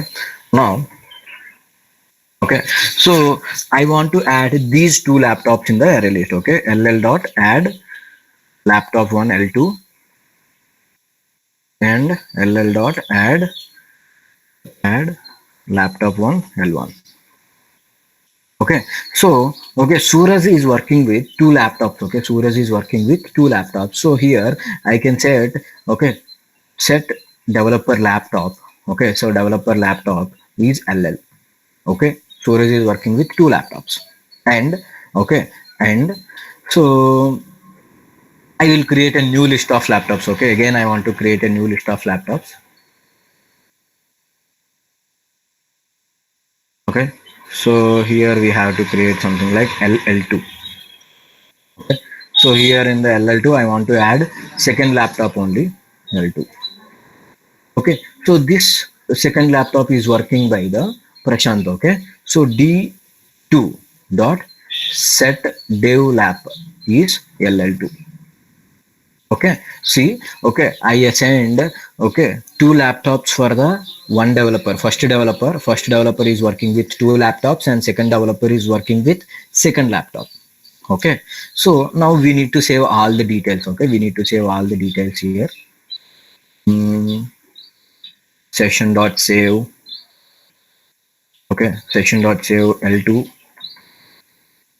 session dot save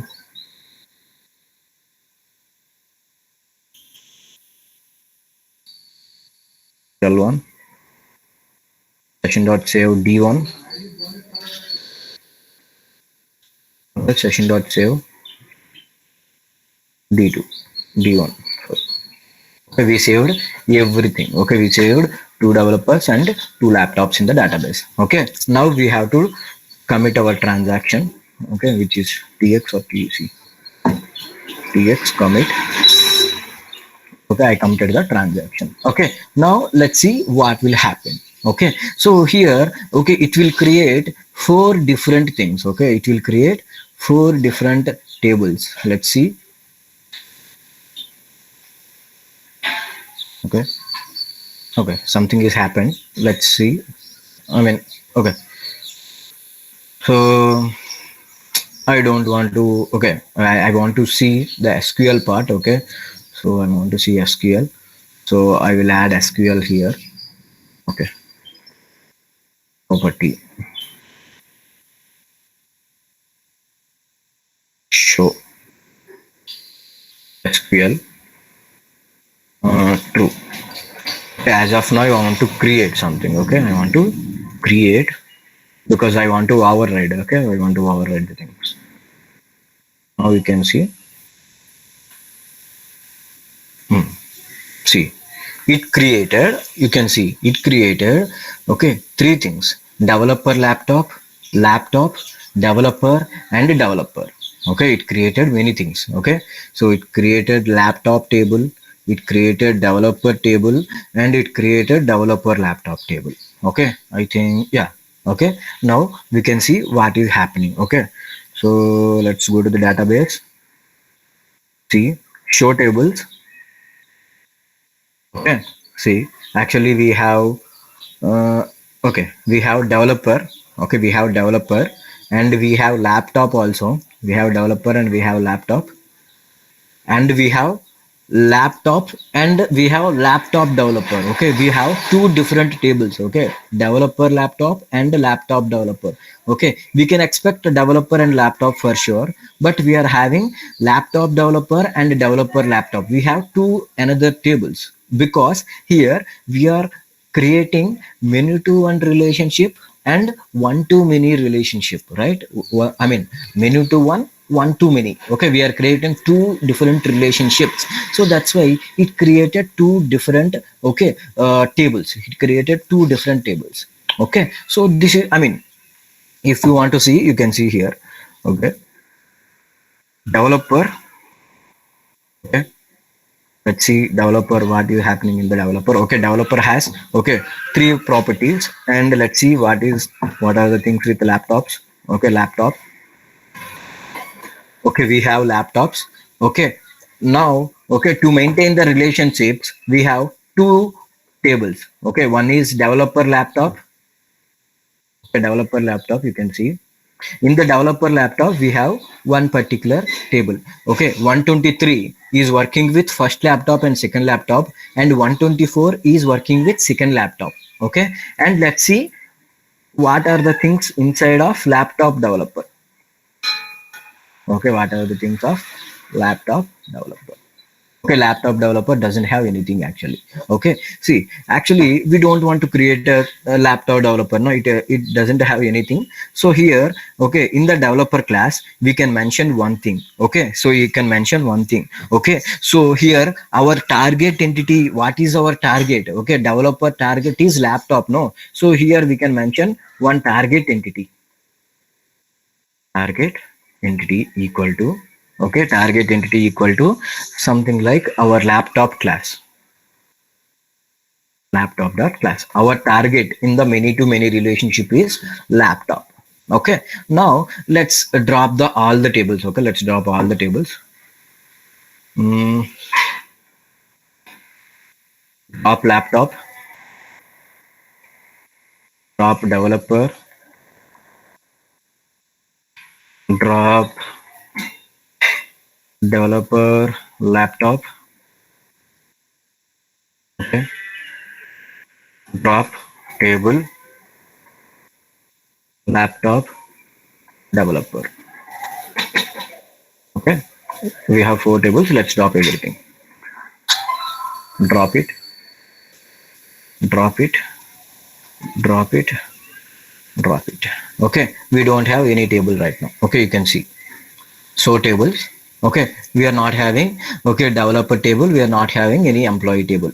Okay, so here, okay, actually my target entity is laptop class. Okay, here my target entity is laptop class. Okay, so here I mean, it created some table like developer laptop and laptop developer, right? So here I want to create one table, okay, by having two mappings. Okay, I want to create one table with two mapping. So here I can, okay, I can add something. Okay, actually we wrote join column. No, so here we can write join table as well. Okay, we can write join table. So in this particular table, we can create many things. Okay, so we can create many things here. Let's see what are the different things we can create. Okay, so I want to create a table named as devlap. Okay, devlap. Okay, I want to create a table named devlap. Okay, and here, okay, in this particular table I want to join two columns. One is laptop ID, one is developer ID. One is laptop and one is developer ID. Okay, so here we can mention join column and inverse join also. Okay, join column equal to, okay, here we can join the columns by mentioning the in the brackets. Okay, here at join column, okay, equal to name equal to, what is the name of the joining column? Okay, so we are joining the laptop, actually sorry, developer ID here. Okay, we want to, okay, join developer ID.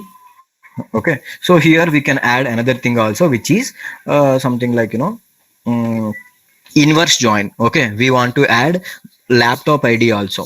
Okay, in the table we want to add laptop ID also. Inverse join column equal to, here we want to add another table also. Okay, at the rate join column, again column name equal to, okay, here we want to match laptop ID. Okay, I think laptop ID is lap ID, right? Lap ID. Okay, we want to match laptop ID and developer ID in the dev laptop, okay, table. Okay, we want to create a table like this. Okay, so here, okay, here it is showing something. Okay, I think we have to mention comma, and here also we have to mention some comma, and we have to import join column.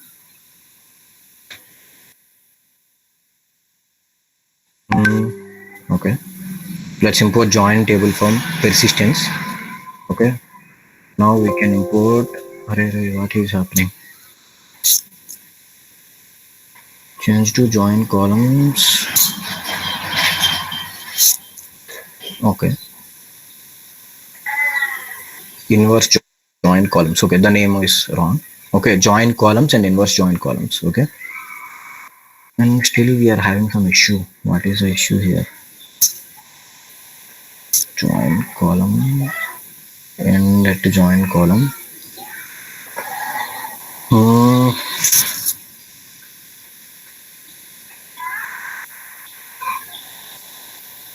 What is the issue?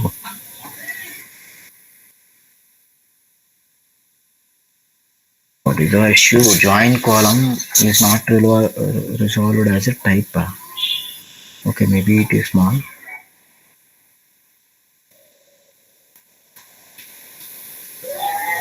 And then control coffee criteria. Okay.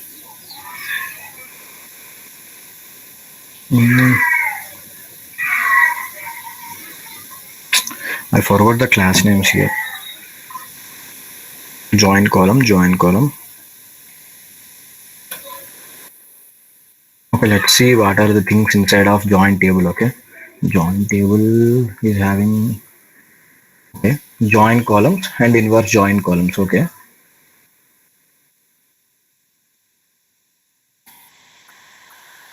okay, this is what I mentioned. No, this is having okay inverse join columns and join columns. Okay, okay, maybe I have to remove this thing. Maybe okay, let's remove this.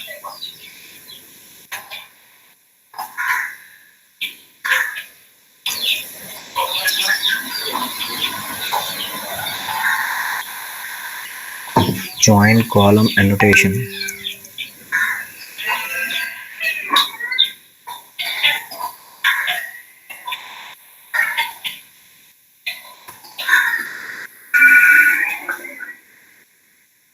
Join column. Okay, let's remove this. Rewrite this. Okay.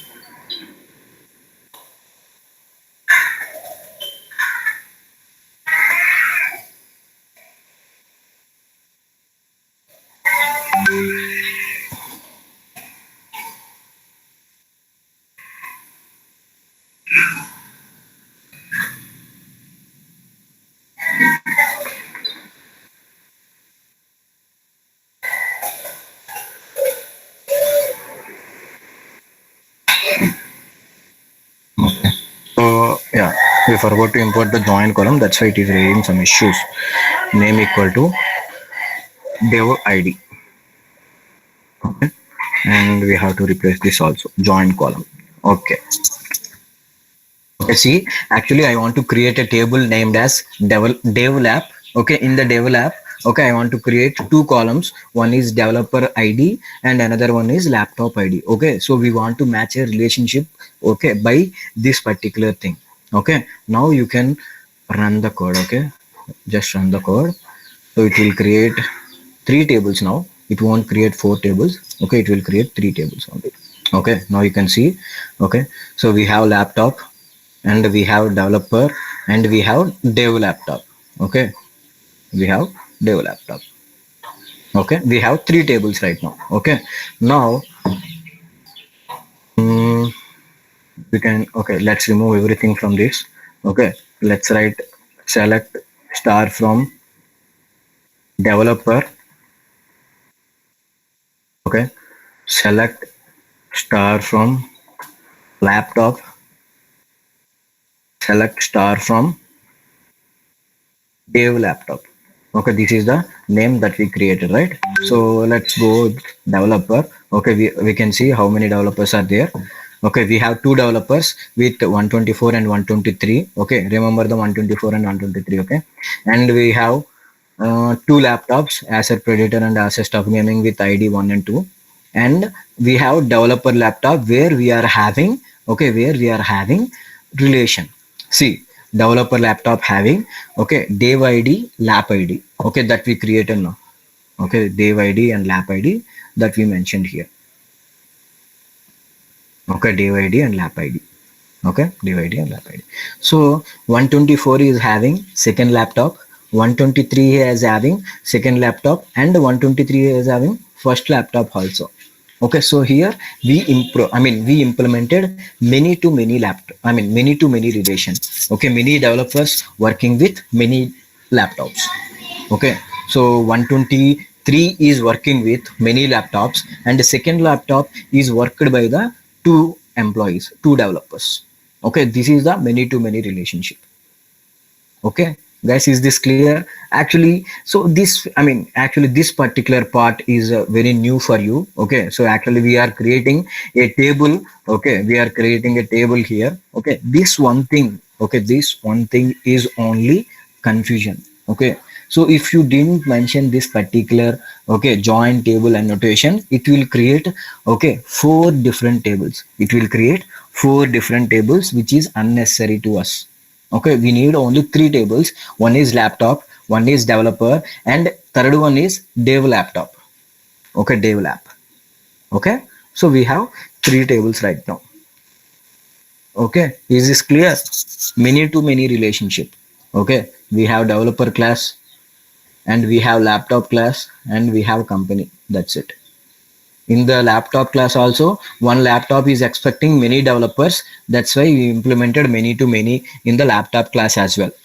And one developer can work with many laptops. That's why we mentioned many to many. Okay, here also. Okay, guys, is this clear? Hello. Yes, sir. What about others? Any confusion? Okay, I think this one. Okay, this one is only thing which is a new for you. Okay, this is the only one. Okay, we are creating the new table with the name of dev laptop, and we are adding two columns. Okay, join columns and inverse join columns. Okay, which is developer ID and which is laptop ID. Okay, that's it. Okay, this is the many to many relationship. Okay, now the main task is how to fetch the data. Okay, the main task is how to fetch the data. Okay, so we need to know, right? So in the previous classes, no, in the previous mapping techniques, okay, in the many to one we have two tables, in the one to many we have two tables, and in the one to one also we have two tables. But right now we are having three different tables, okay, where the mapping is implemented by separate table, where the mapping is implemented by separate table. Okay, so it will be a hectic task generally. It will be a hectic task, but actually we have to thank Hibernate. Okay, Hibernate supports lot of things, right? So we can easily fetch the data by using, okay, the basic create query method.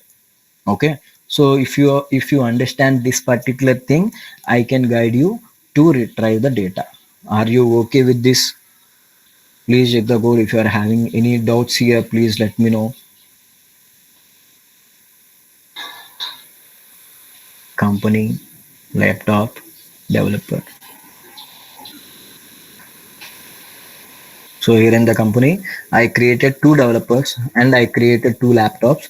I assigned two laptops for the first developer and I assigned one laptop for the second developer. That's it. Okay. Okay. Now we can fetch the value from the database to our Java application. Okay, are you ready, guys? Are you okay with till now? Many to many, one to many, many to many, many to one, and now it's time for many to many. If you are okay, we can move forward. Otherwise, we can work on the same thing. Okay, some of you attended the Amitabha session, no? So I think Amitabha told menu to one and one to many in that class, na? That's it, right? Ketan? Yes, sir. Okay, he implemented same thing. He implemented the same thing like this, or did he follow any other syntax? Do you know? Did you observe anything? So I don't remember. Okay, maybe she followed some XML mapping technique. Okay, but we don't need any XML mapping. This is the easiest way to implement. Okay, the mapping techniques by using annotations. Mapping with annotations is very easy, but mapping with XML configuration will be a difficult to understand everything. Okay, but don't create this thing. Okay, you can create same things with the annotations. Okay. Okay, let's retrieve the data. Okay, I am commenting all the objects of developer and laptop. I am commenting this. Okay, I am commenting everything. Okay, now we want to fetch the data. Okay, we want to fetch the data. Okay, first of all, I want to fetch only the developer data. Okay, I want to fetch only the developer data. After getting the developer data, I want to retrieve laptops of a developer. Okay, query QU equal to session dot create query. Okay, here we can fetch the data from only developers from developer. We need to import the query. Okay, now, okay, so we can expect list of developers. So we can create a list of developer. It is a DL equal to, okay, QU dot get results list. QU dot get result list. Okay, now, okay, we want to print the name of the developer. After printing the name of the developer, we can fetch the details. Okay, we can fetch the details of the laptop is also having list of developers. I mean, here we have a list. Okay, so developer class has a list, right? See, developer class has a list of laptops. Okay, developer class has list of laptops. So we have to implement we have to implement another list where it is retrieving only the laptop details. Okay, so here I can write something like, for developer dev, we have to assign del, and within the brackets of this we can print some values. Okay, system.out.println. Okay, we want to print the name of the, okay, developer dev ev dot get the name. Okay, I don't want to print, on the new line, I want to print on the same line. Okay, working with, okay, so developer is working with. Now we need to print the list of laptops. Okay, so here also I am using list, okay, of laptops. This time we are expecting list of laptops. Okay, list of laptops, that means ll equal to, okay, so developer dot get laptops. Okay, get developer laptop.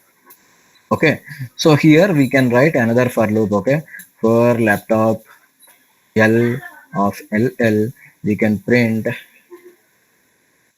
dot print. Okay, he is having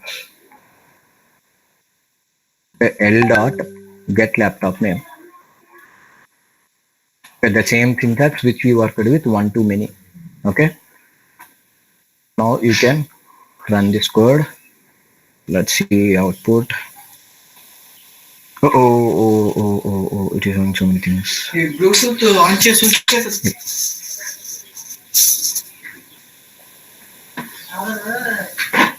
ఏదో ఒకటి చేయండి. మీరు వాడతారా దాన్ని?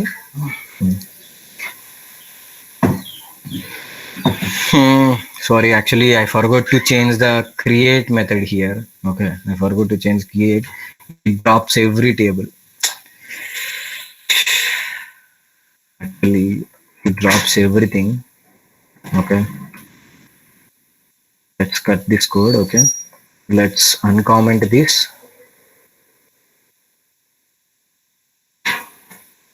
Oh,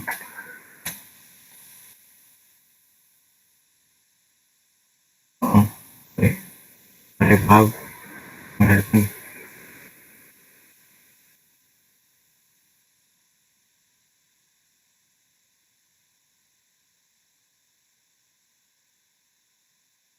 No, so I have to remove everything. Do you know what is the syntax? I mean, do you know what is the shortcut to delete multiple lines at a time? Anyone? Don't know. I forgot. I know it is very easy in Visual Studio, but I don't know how to work with multiple lines at the same time in Spring Boot also.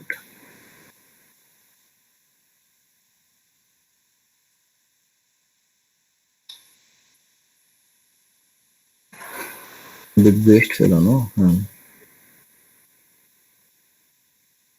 Okay. Now let's run this. Actually, I forgot to add, I forgot to remove the create method there. Okay. Now comment this. Okay. Now paste our code. Hmm. Now we can fetch the data. Okay, see, you can see here Prashant working with as a predator. Okay, so actually we are getting some random stuff from Hibernate CFG. Okay, so I'm making this to SQL as a false. Now just run this code. Now we can have a good thing. Okay, see, Prashant is working with Acer Predator. Surya is working with Acer Predator as stuff. I mean, as a stuff gaming. Okay, so I want to print this thing in a new line. Okay, so this thing in a new line. So here we can write an empty output line.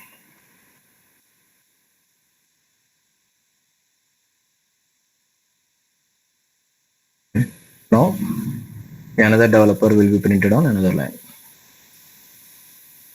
Yes, Prashant working with Acer Predator and Surya is working with Acer Predator and Acer Stuff Gaming. Okay, so this is, I mean, our what many to many relationship. Okay, so many, I mean, one developer is working with many laptops and one laptop worked by many developers. Asset Predator is working, I mean, Prashant working with Asset Predator and Surya is also working with Asset Predator. Okay, and that's a one laptop with many developers, and here Surya is working with two laptops. Okay, that means one developer with many laptops. Okay, the combination of this thing as a many to many relationship. Okay, so this is what I want to explain. Is this clear for everyone, guys? Anybody? Yes, sir. So many Any doubts. doubts? Okay, no doubts, right? Okay, I think we are done with the mapping techniques. Actually, again, we have a concept called catching. Okay, so Hibernate catching. Okay, Hibernate catching is also one of the best uses of Hibernate.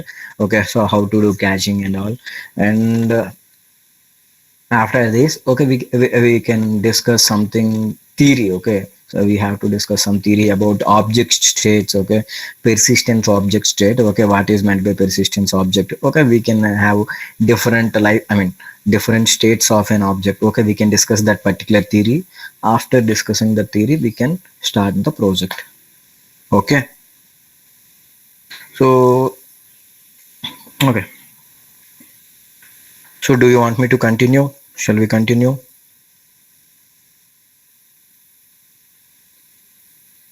Can I continue with caching? What is meant by caching? What are the contents of caching? Shall we do this?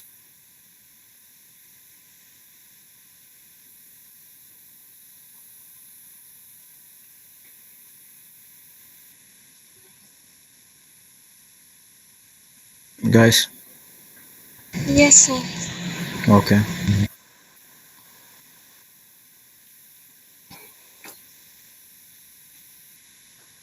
Okay, we are done with the mapping techniques in Hibernate.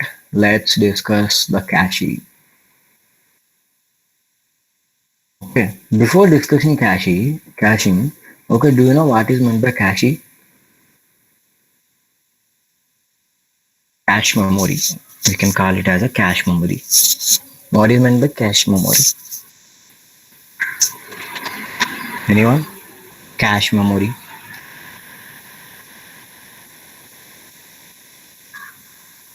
It's basic of computer science, done. We have primary memory, secondary memory, cache memory, right? So what is meant by cache memory? Cache. Some kind of a temporary memory. Okay, what is the use of the temporary memory? To store the data for the frequent uses. Very good. Okay. The yes. Okay, we can store the frequently used data in the cache memory, which helps to speed up our processing speed, right?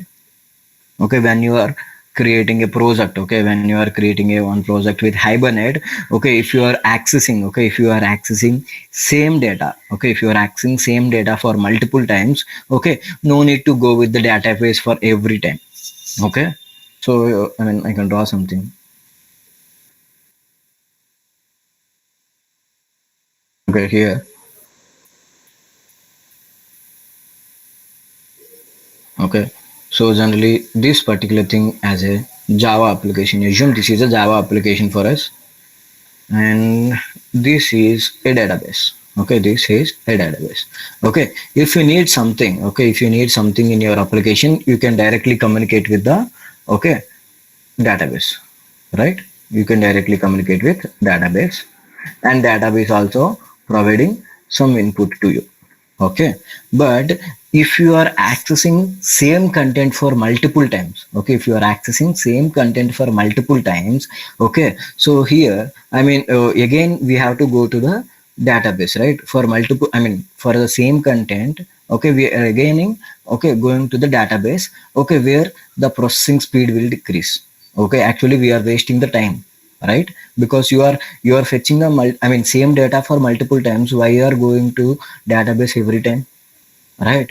So I mean it reduces the speed of the processing speed. Okay, we are wasting the time of the processor. So here we can add another memory in between. Okay, we can add another memory in between Java application and our database. Okay, so if you are fetching something from the database, the content will be stored in cache memory. The content will be stored in cache memory. Okay, again if your Java application needs something, again if you need something, okay, now you can directly communicate with the cache memory. Okay, now you can directly communicate with cache memory. So here we can decrease the speed, I mean we can decrease the time, we can decrease the time of database because we already have something in the cache. Okay, so let's see if this thing as a Java app. Okay, this is our database and this particular thing is our cache. Cache. So here, okay, our Java application, okay, our Java application is directly communicating with database. Okay, so when you are accessing same content for multiple times, okay, if you go to the database again for the same content, okay, the speed, okay, the time will be wasted. The time of the processor is going to waste because it has to wait for some time to get the response from the database, right? So we can eliminate this particular situation by using the cache memory. Okay, so here we have one cache memory. Okay, so if your Java application, okay, retrieves something from the database, okay, that something will be stored in the cache. Okay, that sometime, I mean that something will be stored in the cache. Okay, so if you retrieve the, okay, if you want to retrieve the same data again, if you want to retrieve the same data for multiple times, then no need to go to the database again because you are already having the data in the cache memory. Okay, you're already having the data in the cache memory, so no need to retrieve the data again. You can directly fetch the data. No need to write another query select star from data so and so. Okay, no need to write the content. I mean, no need to write the query again for communicating with the database. Okay, so we can fetch the data from the cache memory. Okay, so when you are doing this particular cache memory technique, okay, so this will be known as first level cache memory. Okay, when you are directly storing a cache, I mean, when you are directly storing uh, you know, the content in the cache memory, okay, that memory is known as the first level cache. Okay, this first level cache is the default cache in the Hibernate. Okay, Hibernate is providing a default cache for your, okay, Java application. Okay, it is providing it is, I mean, the first level cache is a default. Okay, so generally we have two types of caching in the Hibernate. Okay, the one is first level cache and the second one is second level cache. Okay, the first level cache is the default cache given by the Hibernate. Okay, so if you want to work with second level cache, okay, we need to install another cache memory in our project. Okay, so here, I mean, we can understand what is the first level cache and we can understand what is the second level cache, what is the difference between second level and first level. Then we can work with the, okay, those cache things. Okay, so let's see what are the things, and give me a moment. I think the charging is over in my, okay.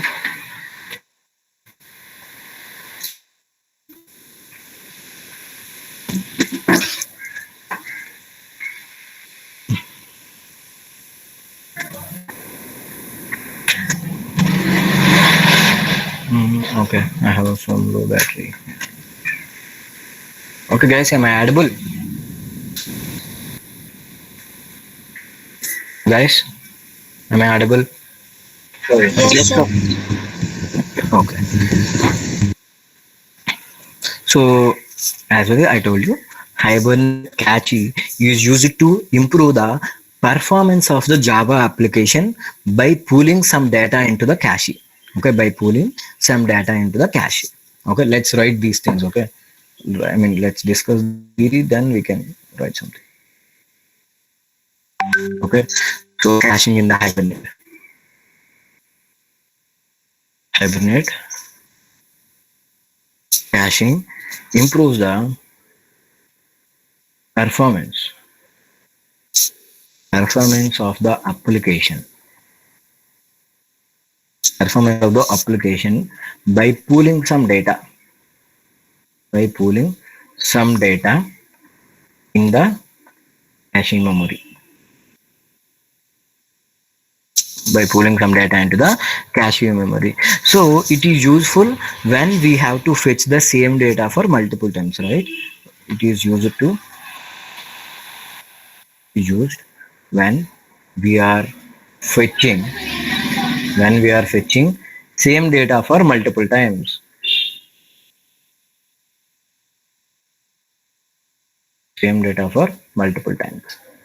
Okay, so here, okay, so this is a caching, right? So in generally in the Hibernate we have two types of cache things. Okay, we have two types of cache. So there are mainly two types in caching.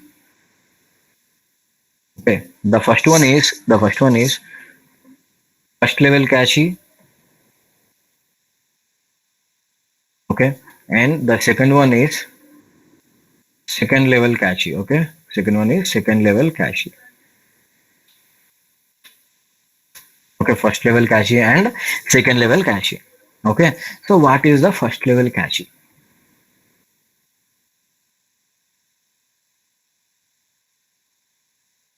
Okay, as I told you, this is the first level cache, no? So generally first level cache is the default caching. Okay, this is the default caching thing. Okay, so generally when you are using the first level cache, the session, we have a different session, na? So we have session factory session. Did you remember the session object? Session SES equal to open session, begin transaction. We are doing so many things in the session, right? Did you remember this? The session object. Okay, so when we are using first level cache, okay, session object holds the first level cache data. Okay, session object holds the first level cache. Okay, it holds the first level cache. Okay, by default it is enabled. Okay, the first level cache will not be available in the entire application. Okay, so the first level cache will not be available in the entire application because this is the local to the session. When you are having a different sessions, okay, first level cache is only for the session object. Okay, did you remember anything when we are creating a basic project with Hibernate? We created a different sessions in the different methods. Okay, we created different sessions in the different methods, no? So each and every session has a first level cache. Okay, so first level cache is unique for the session. Okay, so first level cache cannot shared all over the application. It is only shared within the session only. Okay, so we can write something. The first level cache, the first level cache. How can I write this? First level cache, uh, cache data will not be available for available available for entire application because it is local to the session. Okay, this is the first level cache. Okay, so let's understand what is the first level cache, how it is going to work. Okay, and I said it is a default level cache. No, I said it is default cache in Hibernate. Okay, I said it is a default cache in the Hibernate, right? So let's understand what is the first level cache and what is the use of this first level cache. Okay, so let's go to the code and let's close everything. Okay, close everything. Mm, let's go to something called app. Here in the app we have so many things. Okay, no. EMP main, let's call EMP main. What are the things we have in the EMP main? Okay, so actually we have the session, right? Within the session only we are fetching the, okay, so I mean list of employees. Okay, no, I think this will be difficult to understand. Let's create a new file. Why don't we create a new file? Okay, create a file, something like, EMP. Okay, EMP, and we can create something called EMP cache main, and we need a main method also here. Okay, EMP cache main and EMP. So let's see, okay, whether we have EMP table or not. Okay, so we don't want to mention this table here, show tables. Let's search for EMP table. Okay, actually we have EMP underscore table, we have employee table, but we don't have any table with the name of EMP. Okay, so we can create happily. Okay, so here, okay, let's create some variables. Okay, private int EID, private string ename, private string ecity. Have some values like this. Okay, and we have an entity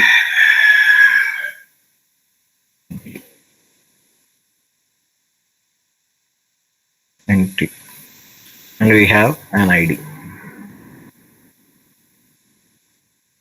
Okay, we have an entity and we have an ID. Okay, let's implement the getters and setters for this.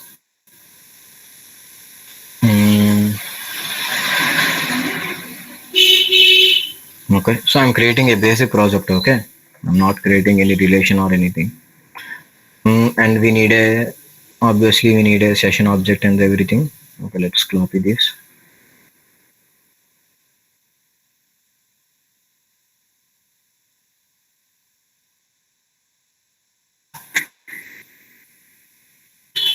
Okay, and I remove every class. Okay, I want to mention only one class here. Dot add annotated class, and I want to add only EMP class here. EMP class. So actually we have a session, no? So I don't want to create, I mean, I can create the transaction, okay, by using the session object only. So I don't want to create anything. Okay, session begin transaction. Okay. So here I want to, first of all, I want to add some data. I mean, I want to add some data into it. Okay.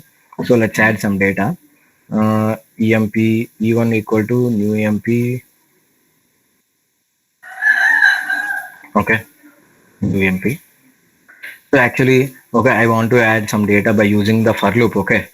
Int I equal to 1, I less than or equal to 10, I plus plus. Okay. Because I want to use some fake data because we are not using any proper table name or something, right?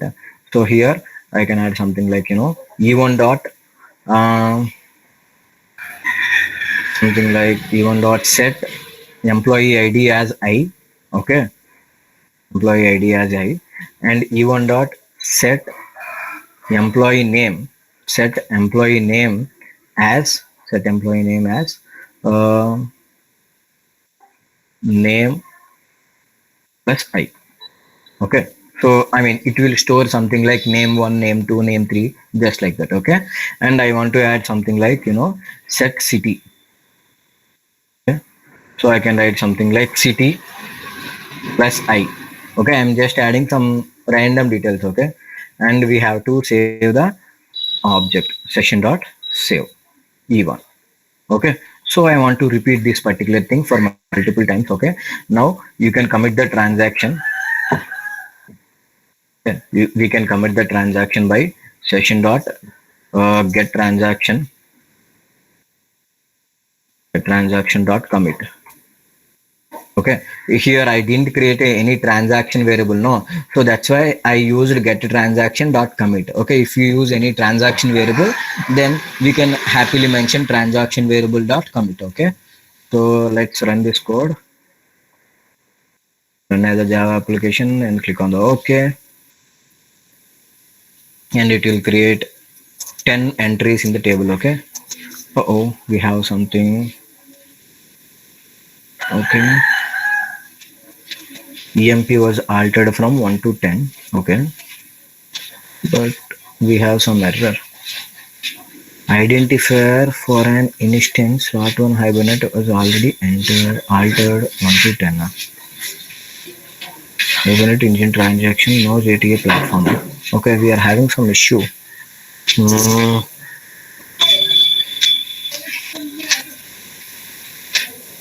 Do you find any issue, guys, here?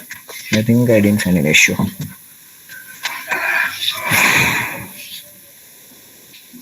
What is the error? I didn't understand the error. Hibernate exception. Identifier of an instance of EMP was altered. Okay, from 1 to 10. Okay, what is the matter? Hmm. Okay, so don't add like this. Let's add values by our own. I mean our own. Maybe we are getting some issues. Set ID 1, E1 dot set ename as something like Jack, and E1 dot set city as something like Vizag.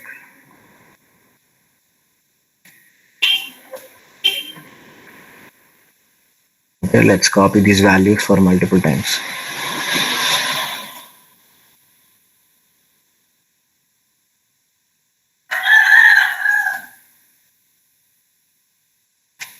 Okay, employee 2.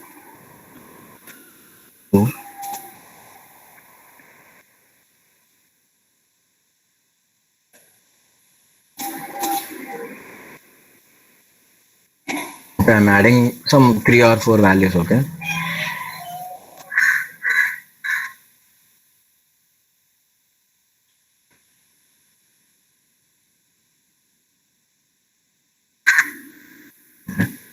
And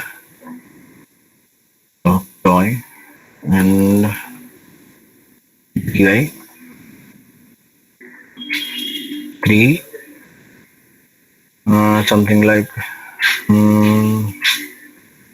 John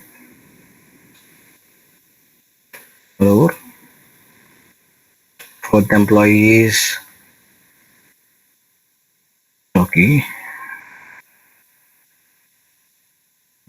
He is from BZA. Yeah. Okay, now let's save every value. Okay, session dot save E4, session dot save E3, session dot save E2, session dot save E1. We saved 4 values. Okay, let's run this code.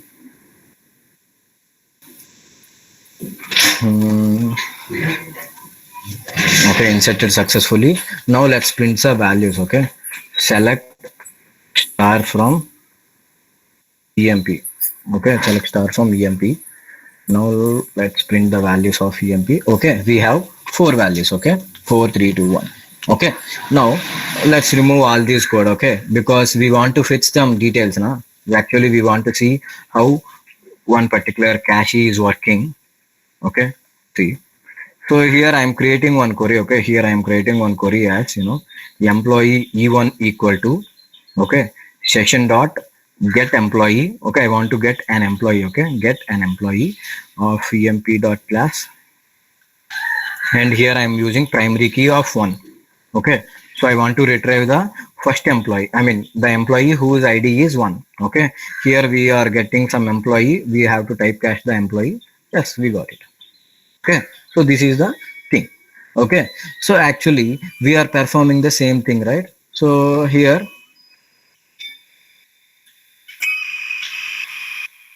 okay, I'm getting second employee details here. I'm getting second employee details. Okay, so right now, okay, I am fetching the first employee details and I am fetching the second employee details, right? So here, okay, here, let's see. Let's show SQL part. Okay, we want to see some SQL code. Okay, I'm not printing any value, but I want to see some SQL code. Okay, to understand what is a first level cache. You can see, okay, when we are running this code, okay, so 2 select commands is working. Okay, 2 select commands are working. Okay, because we are expecting 2 different employees, right? So remember, when we are writing this particular code, when we are retrieving 2 employee details, okay, when we are retrieving 2 employee details, okay, it is writing, it is writing 2 select lines, 2 select commands. Okay, but when I am writing this one, okay, when I am writing this one, okay, here, okay, I am expecting same employee, but in a different employee objects. Okay, so here you can see the difference. When I am fetching the same employee details, okay, when I am fetching the same employee details, you can see when I am fetching same employee details, it is writing only one particular select query.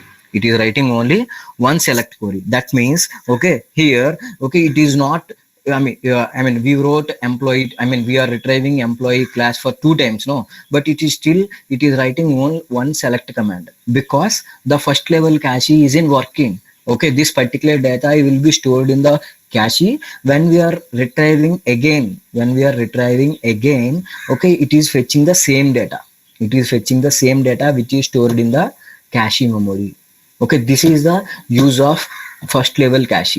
Basically, the first level cache is provided by the Hibernate itself. But if you are using any other cache, if you are using any other cache methods, then okay, we have to install some other cache and everything. Okay, I said, okay, this session, okay, the session, okay, one session is having 1 level cache, So here I am creating second session. Okay, see.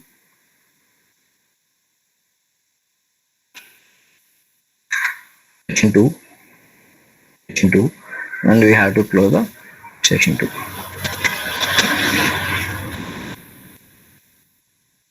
See, actually we are having two different session. One is session, one is SES2, session 2 session. Okay, so here I am fetching the same data but in a different sessions. I am fetching the same data in different sessions. Okay, I mean now this particular code is going to run for two times. Okay, Hibernate will write the select query for two times.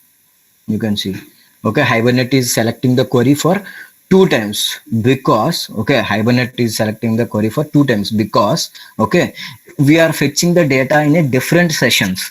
Okay, we are fetching the data in a different sessions. What I told here, okay, the first level cache means, okay, the first level cache data will be not available for the entire application. The first level cache, the data is held by the session object. When you are creating, when you are calling the same content in a different sessions, it is not going to work for sure because the two sessions are different.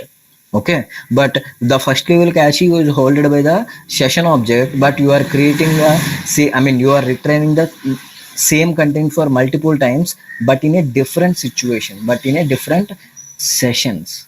Okay, so here we can't apply, okay, first level cache. Okay, if you want to apply a second level cache, okay, so if you use second level cache here, the it will write only one select command. Okay, second level cache is stored by the session factory. First level cache is stored by the session object. Okay, so right now, okay, if you want to work with second level cache and everything, we need to, okay, write something in the pom.xml. We have to work with so many other things. Okay, so we have some other softwares which is supported to the second level cache. Okay, we have cache, os cache, jboss cache. We have so many other cache methods. Okay, so actually if you want to work with, you have to apply one cache technique from other softwares like es cache, os cache, and jboss cache and all other things. Okay, so I hope you understand the first level cache. First level cache is used in, okay, first level cache is used in, okay, one session only. Okay, if I write the same code, okay, if I write the same thing in a session, okay, if I write the same thing in the session, okay, see, I am fetching the same details within one session only. So now it will write only one select command. Now you can see, okay, it is writing only one select command. But okay, if you write the same thing in a different session, if you write the same thing in a different session, write the same thing in a different session, okay, now it will write two different queries. You can see, because first level cache is only within the session object only. Okay, guys, did you got it? Do you got my point? The first level cache, the first level cache is only the part of session object. Okay, it is not the part of session object. Guys, are you clear with first level cache? Yes, sir. Okay, please try to write this code. Okay, you can understand very easily. Okay, so we can go with the second level cache tomorrow. Okay, because to work with second level cache, we have to install, we have to write some dependencies in the pom.xml. We have to change the Hibernate CFG file. Okay, we have to change so many things. So that's why I don't want to explain that particular second level cache today. Okay, so actually we need to work with, I can show you. Go to Maven dependency. Maven dependency.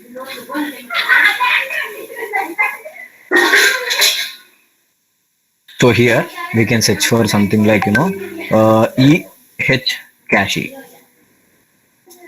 We can use this ES cache. Okay, ES cache is a caching technique, second level caching technique in the Hibernate. Okay, so we can use anything. Okay, we can use any version. Okay, we have to copy the repository.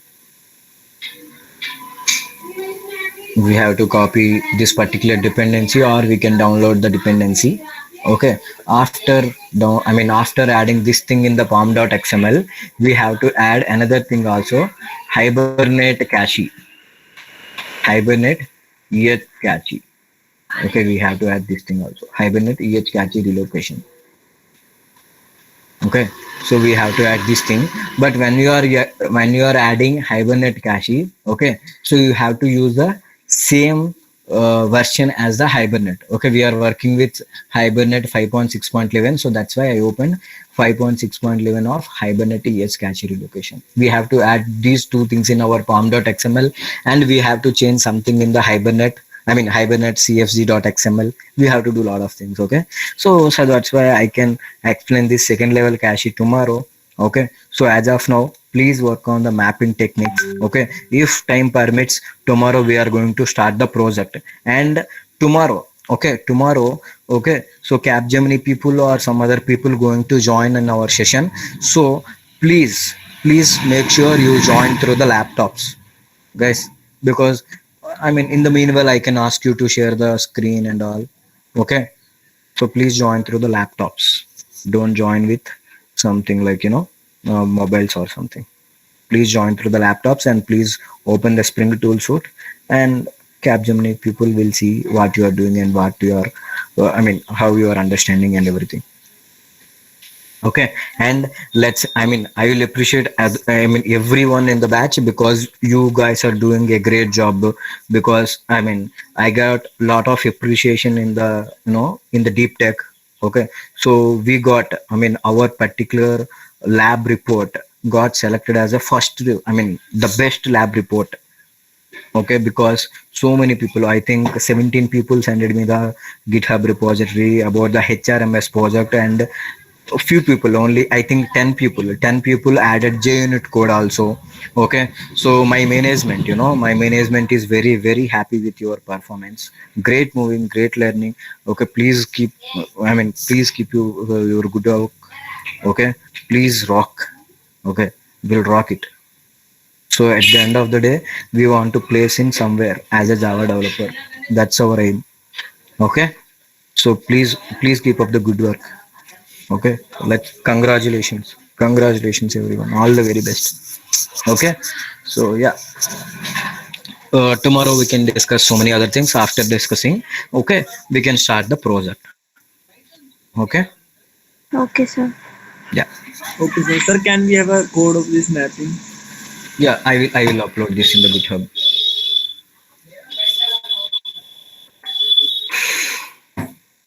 I think we have created Hibernate, no? Hibernate for slot 2 or something. Hmm, no, your repositories, I want to see repositories. Yeah, I use this profile now.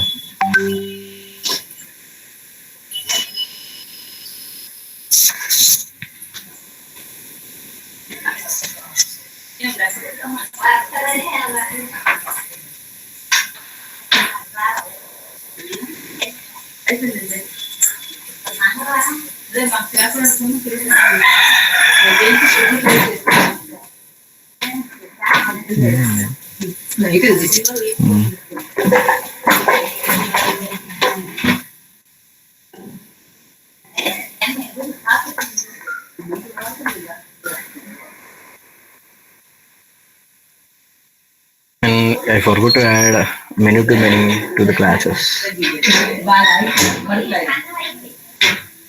Hmm, laptop, many to many.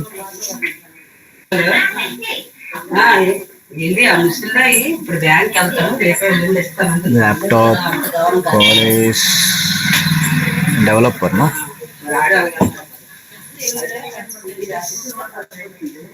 Many to many. And we have company also. Many to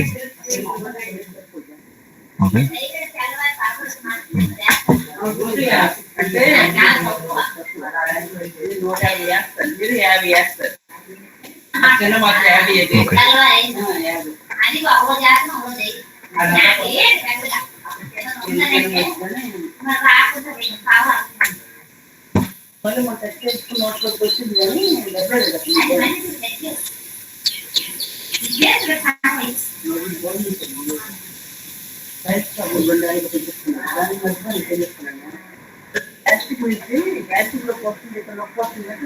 Okay.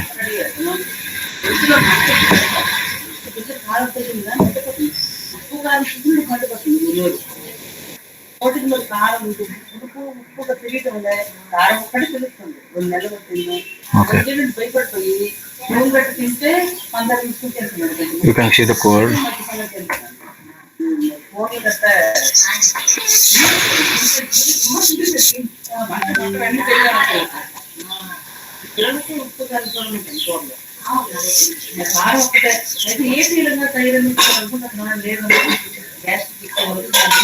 Okay, guys, I'll send you the code. Okay, so please review, and if you are having any doubts, okay, you can message me. Bye. Okay, bye, sir.